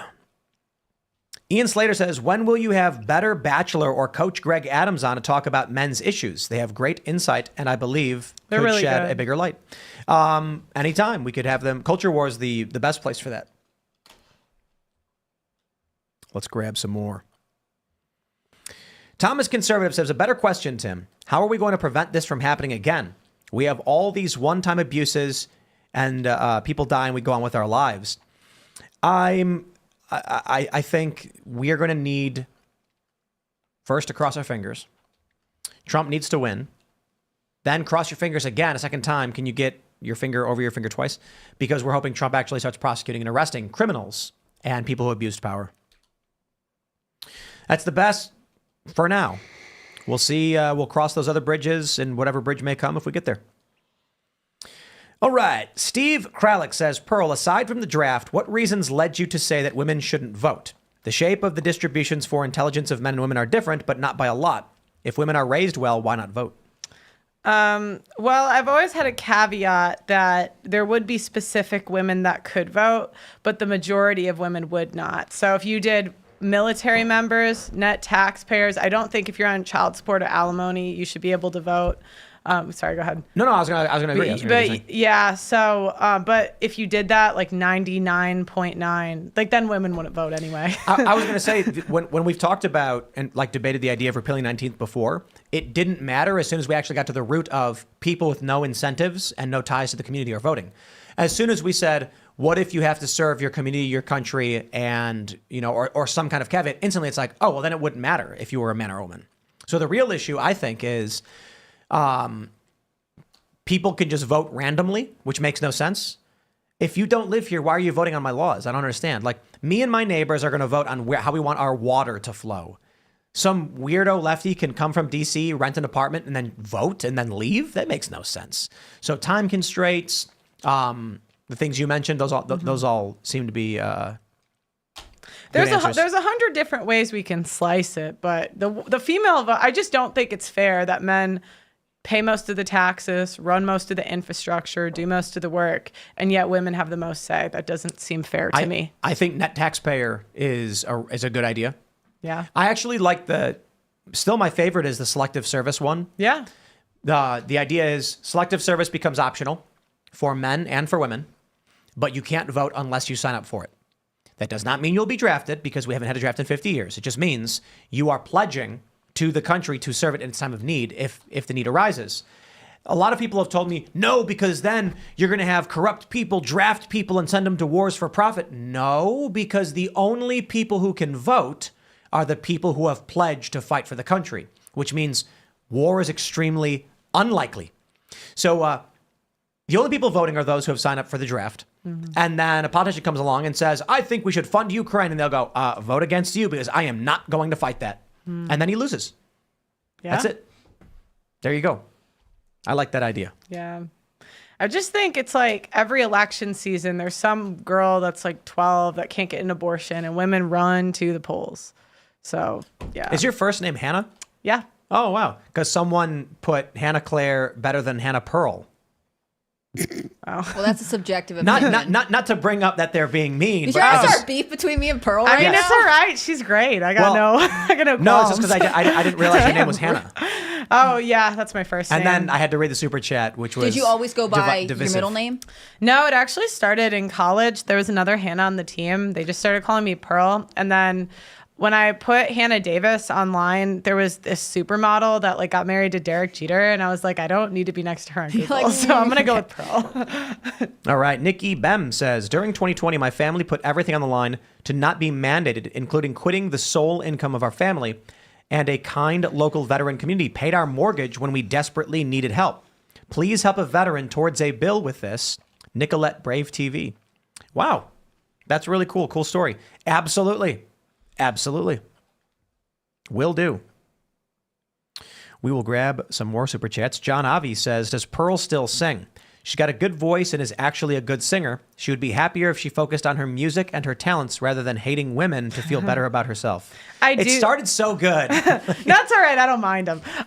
No, I do still sing. Thank you. But what I was thinking is I could make songs about... I thought you were rapping on the next All That Remains thing. Yeah, why not do both? Why not sing Sorry, about Phil. this stuff? Phil voted me out of the band. I'm not allowed to make musical suggestions.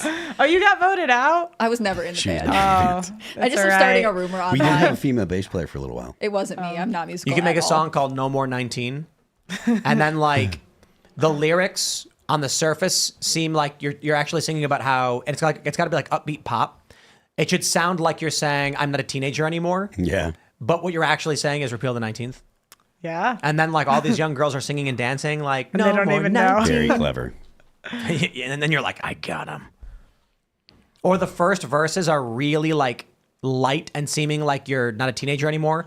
And then the last verse is just as literal as possible. Just no more women voting. We could do like a duet. You know? No, not me. You don't sing? Yeah, he does. Yeah, no, I do. Oh, okay. I'm just saying I'm not going to write a song about repealing the 19th I'm just saying it could be fire. You know what's funny is that whenever we have guys on the show, they're like, nah, we shouldn't repeal the 19th. And women always say yes. Yeah. Not every woman, though. I do have a song coming out soon. So the next couple months I am going to do music. So yeah. What is it? Can you say? Yeah. So there's a song I have. It's called We Don't Party Like We Used to. And it's about life before phones. So it's like, we don't party like we used to. Take me back to 1992. And then it just, yeah. Are you going to put dial-up internet sounds in it? That'd be a good idea. That would be really cool. I wasn't even alive in 92, but I heard it was a good time. Yeah, it was good. When did the wall come down? Was that 93? 89. No, 89. Wow, why did I say 93? Yeah, 92. What did we have in 92? 94 was the year of all the best music in existence, right? Ooh, I don't know. 91 was pretty great. But wasn't 94 like... The first half of the 90s was really 94 great for was like music. Melancholy and I Melancholy think you had and like Infinite Soundgarden. Sadness, yeah. Mm-hmm. There was a viral meme of like all of these albums came out in 94 and it's like, holy crap, like all of the best 90s music grunge stuff. Although to be fair, I was kidding. The greatest era in human history was the early 80s when Men at Work were on the top of the charts. So, yeah. Yeah, I have one coming out with Bryson Gray soon. Oh, cool. Yeah, it's about Bible thumpers. Dookie came out, the Blue Album from Weezer, Alice in Chains, Jar of Flies, 9 Inch Nails, The Downward Spiral, and Live Throwing Copper. So In 91? In 1994. In 94. Yeah. No, there's more. Was it then? Those are just the ones that popped up right off the top. Phil, if you weren't doing metal music, would you do a different genre of music, or is it metal or nothing? Most likely, probably would be metal or nothing, because I didn't think that I was going to be a professional musician when I started playing music and playing metal. That kind of wasn't an option of playing like heavy music and being a professional musician, really. Not the way that it is now, because the internet changed everything. So It's crazy. 94. Smash by The Offspring. Mm-hmm. The highest selling independent album ever, still to this day, I believe. Super Unknown by Soundgarden. I mean, there's a ton. That's so crazy. 94 was wild. Can we say that of any of the modern years? Like, what do we have now? there haven't been anything there. I don't think so. There's a song called WAP. I know people have a lot of strong feelings about it. Yeah. Veruca Salt. 1992 was crazy because it was like SAP came out, which is Alice in Chains. The Black Crowes, Dinosaur Jr., Nevermind was released. Stone Temple Pilots, Purple was released. Tragically Hip released. Bad Motorfinger came out. Radiohead came out with Pablo Honey. I'm pretty sure the Metallica released the Black Album in 92, or was that 91? 91? The Tex Vet says, you called Jake Shields a bitch. There's the beef to box about. You called him out. Back it up. My friend, I am not so special as to think I would ever win in a fist fight with Jake Shields. Professional fighter, dude. Professional fighter and one of the best. He's very good. We disagree on we had a disagreement over a booking on a show where we beefed on Twitter, but the dude is still one of the best fighters. Bro, I just started lifting 3 months ago. I'm not gonna win a fight with an MMA champ. Well, not with that attitude. I mean, never. You gotta really Hannah believe Claire in wants yourself. it. Yeah. No, I'm not a part of this at all. Oh no, you're gonna throw Tim under the bus though, right? I'm just saying, if you believe in yourself, you're more likely to achieve things. I just like the good TV. I'm gonna watch. Spencer Jones says, Preston Brooks, a pro-slavery Democrat from South Carolina, used a walking cane to attack Senator Charles Sumner, an abolitionist Republican from Massachusetts in Congress, and actually gave him a TBI. And the Democrats in the South were like, he's faking it. And then the dude in the North who got beaten, Sumner, was struggling to speak. Do you think they would be impressed by today's clashes between our female politicians over being bleach blonde and having fake eyelashes? Or do you think they'd be like, you guys need to really put your fists where your mouths are? I think they would be not unimpressed by the cat fight in Congress, is all I'm saying. I think they were more serious about their conflicts. Fighting in Congress is rare, TJ Santiago says, have you seen Nancy Pelosi getting wiped in that Oxford debate about populism? If not, you have to. It's amazing. Did Nancy Pelosi actually debate someone? I will be watching that. The Oxford debate, Nancy Pelosi. Is that true? Trying to keep her teeth in her face? Come on. Do you think she's trying to stay relevant? Like, now that she's in Congress, but she's not speaker anymore, she's like, I'm still a part of this. Old. I don't know. I mean, I can't speak for Nancy Pelosi. I don't know what goes on in her head. But I mean, she's what? She's mid 80s or something like that? At least. I think she's 80. Yeah. So I mean, she's got everything that an 80-year-old could want. Like, she can just go ahead and chill out, Did you see that her husband's attacker got sentenced to 30 years in prison? Yeah. It says to her face. What? Really? They actually, wow. I didn't know that. She actually debated that. Look at that. That's amazing. Mm-hmm. Indigenous and Sober says, I'd pay to see Tim box Sam Cedar. I think I have 20 pounds on him, probably an inch in height, and I think he's twice my age. Would you do it if they were similar, build, weight? Would you ever do it? Yeah. Yeah? I think the issue Guys, is... find him the right person. Let's go. Yeah, I think the issue is... I don't really have any strong enough beefs to do anything other than if it was a friendly thing for charity or something like that. Mm-hmm. And it would have to be I guess fair. Yeah. I might be willing to go slightly up in that, if the other guy was a little bigger or whatever, I would be okay accepting a disadvantage on my end, but not imposing it on someone else. I was trying to get Nick Fuentes and Destiny to box. I thought that would have been hilarious. We've been trying to get this boxing match happening for a while now. Yes. That would be hilarious. Here's what happens. See, after Andrew Tate goes to prison, Andrew and Tristan, they lock him up. Then Nick Fuentes is going to start lifting, and he's going to get massive, and then he's going to be the new Andrew Tate. If you predicted this correctly, it'll be hilarious. He should start lifting. You know what I mean? I mean, everyone. Aside from everything else, like just throw it in your routine. I think what I'm going to do is because we have these separate routines where it's like I'll skate and then we'll go. I think I'm just going to add the weights down, take a couple weights to the park, and then just throw lifting in my skate session. Mm-hmm. Just there you go. Because what I was doing before was every time I have to like stop, take a break, or get some water, I would do push-ups.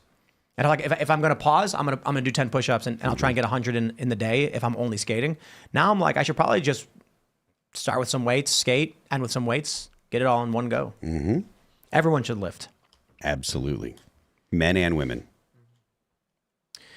Eric Mack I says, love lifting. Yeah, no. Yeah, there you go, guys. I've got to maintain my spaghetti arms, Phil. I can't lift things. Guys, football Congress team. All members must be on this on the team, and the winner gets their bill passed. That would be fun. Katrina Miles says, watch it, Tim. Do not call my fave Byron Donalds lazy. Also the guy from the Senate that wanted to fight the guy during the hearing. Byron Donalds I would not call lazy. He's based. Byron Donalds is one of the best. There's so few good members of Congress. He is in the top of that list. Good dude. Big fan. All right. Chaz Chartrand Morin says you can't redistribute gains. That's right. The socialists will take your money from you, but they can't take your muscles. Although I wouldn't be surprised if they develop technology in 100 years. And to be honest with you, you have to be able to eat to maintain muscles, and communists aren't all that good at that. Oh, that's a good point. They'll take your muscles from you. They're going to try and get you to eat like some soy protein, and then you're going to have bad gains. Yep. All right, we will move on and read more Super Chats. Stitch says, I'm a 33-year-old pecan farmer in Middle Georgia. I started at 517 pounds, down to 450 pounds. Good job. Hire me, I'll move to West Virginia and be the Jared of Timcast supplement line without the kid diddling. Well, we don't have the supplement line just yet, but congratulations on dropping 67 pounds. Wow. Yeah, absolutely. Good job, bro. It's FitCast IRL, everybody. By November, everyone's supposed to be in shape. That's the pitch. Wow. So you got Company 6 months. mandate, That's right. More so like I kidding. don't know what the right word is. I wouldn't say challenge is the right word. It's kind of like a mission. Because we were talking on the Culture War podcast about prepping. Mm-hmm. And I was like, look, you can go to Walmart right now and you can buy supplies that are going to keep you alive for 3 months. And then after you do, you're going to look down, you're going to realize you're 100 pounds overweight and you can't run. You're having trouble breathing and you can't buy anything to help you with that. The only thing that's going to help you with that is you exercise, you eat right, you get in shape. I recommend the MyFitnessPal app, track your macros. It'll give you can type in your height, your weight, your goals, and it will tell you what to do. It says, listen to me, and the robot will take care of the rest. So that's a good place to start.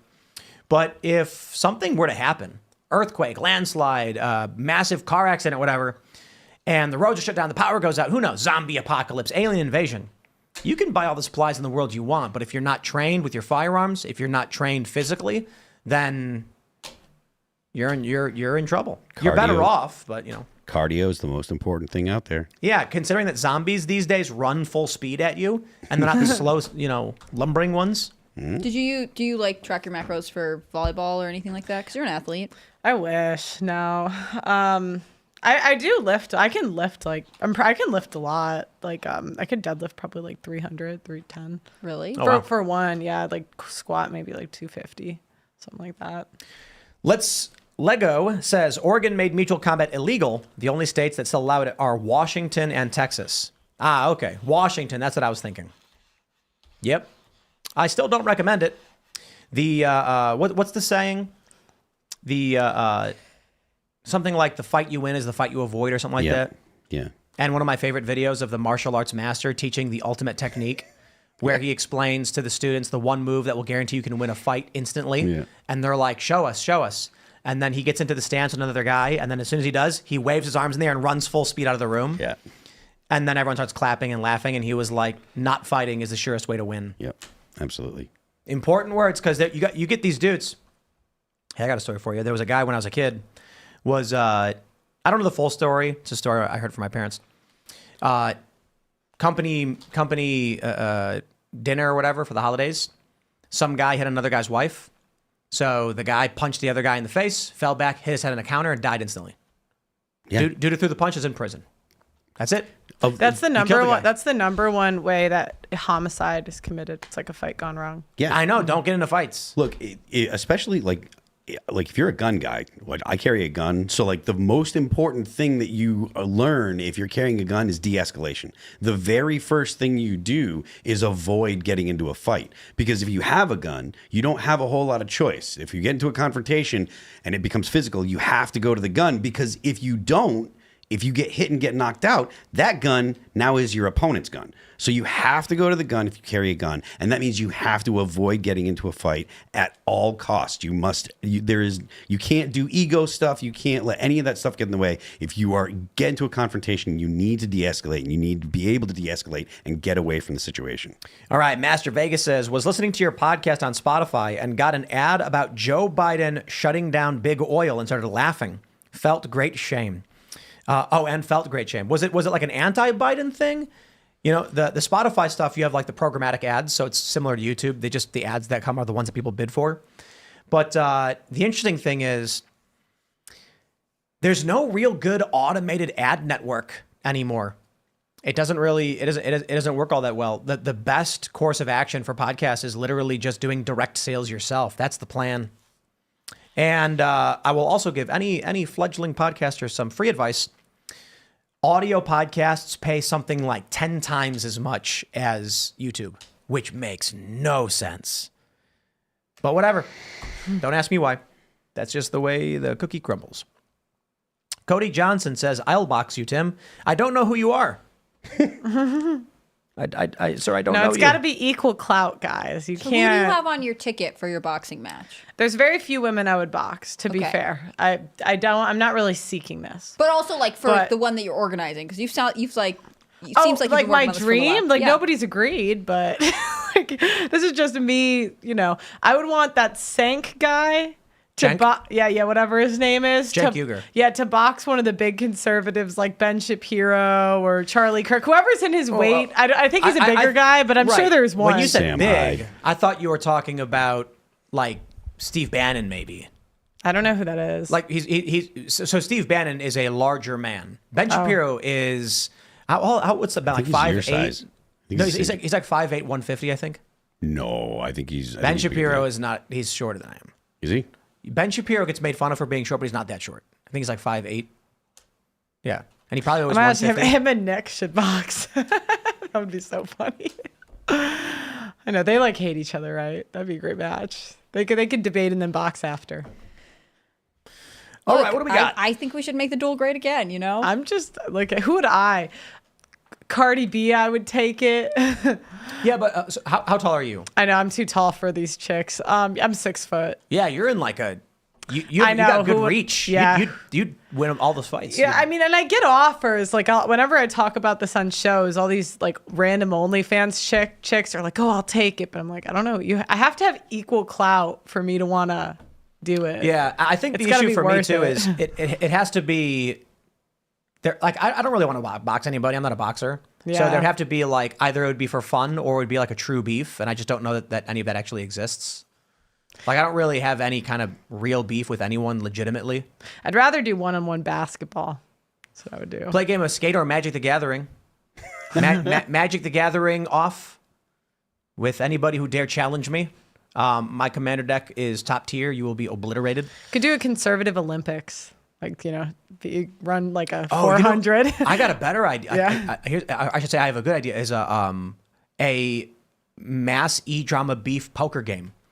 A poker game with 8 people who despise each other. Yeah. Dude, that'd be amazing. I don't We should do that. I don't know how to play poker, but I'm in. So people have to learn.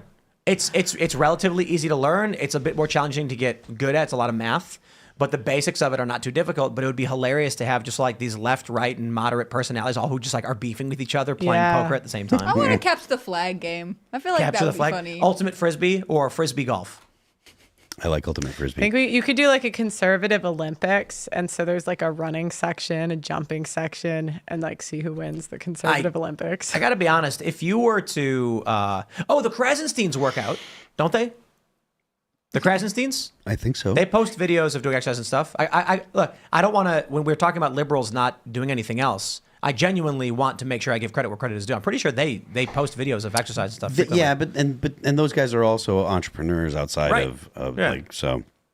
But I don't think they're leftists either. I think that they're pretending. Yeah, well, I don't think that they have political. I don't think they have deep political principles. I think that they go with what seems to be the popular culture thing stuff. Yeah, we could do a battle of the bands. Oh yeah, like, two people who are like, especially with you and Hassan. You know what I mean? Oh my gosh, I'll do a freestyle off. Anyone I'm beefing with? That would be like Mike Tyson boxing a child. There are. I appreciate all of the right-leaning people that are out there making music, and I want to see it continue. So you could do a rap battle. Me? Yeah. I mean, I could. I could. Like conservatives, you could do like a rap off. You have to freestyle. Yeah. Ben Shapiro, I think would. I feel like Ben Shapiro could win a rap battle. He hasn't he? Well, he did the song with Tom McDonald where it was kind of a joke where he's like, all my homies download the song and get a Billboard #1. But that's so funny. Ben Shapiro is extremely quick-witted. Yeah. Huge vocabulary. Talks super fast. I feel like if you asked him to just say, hey, insult Phil, but rhyme, it's like if you asked him to do like a diss track rap, he wouldn't even need to think about it. He'd literally just be like, let me just rhyme as I criticize you, and then just go, and you'd be like, that was it. Like, that was good. I mean, Shapiro's not stupid. He graduated Harvard Law at like 17 or something like that. So I'm hoping he'll play the violin on a new song. Daily Wire said that rule. I hit the Daily Wire. I'm like, hey, we have a new song coming out. Like Phil contributed very much to it. Carter Banks as well.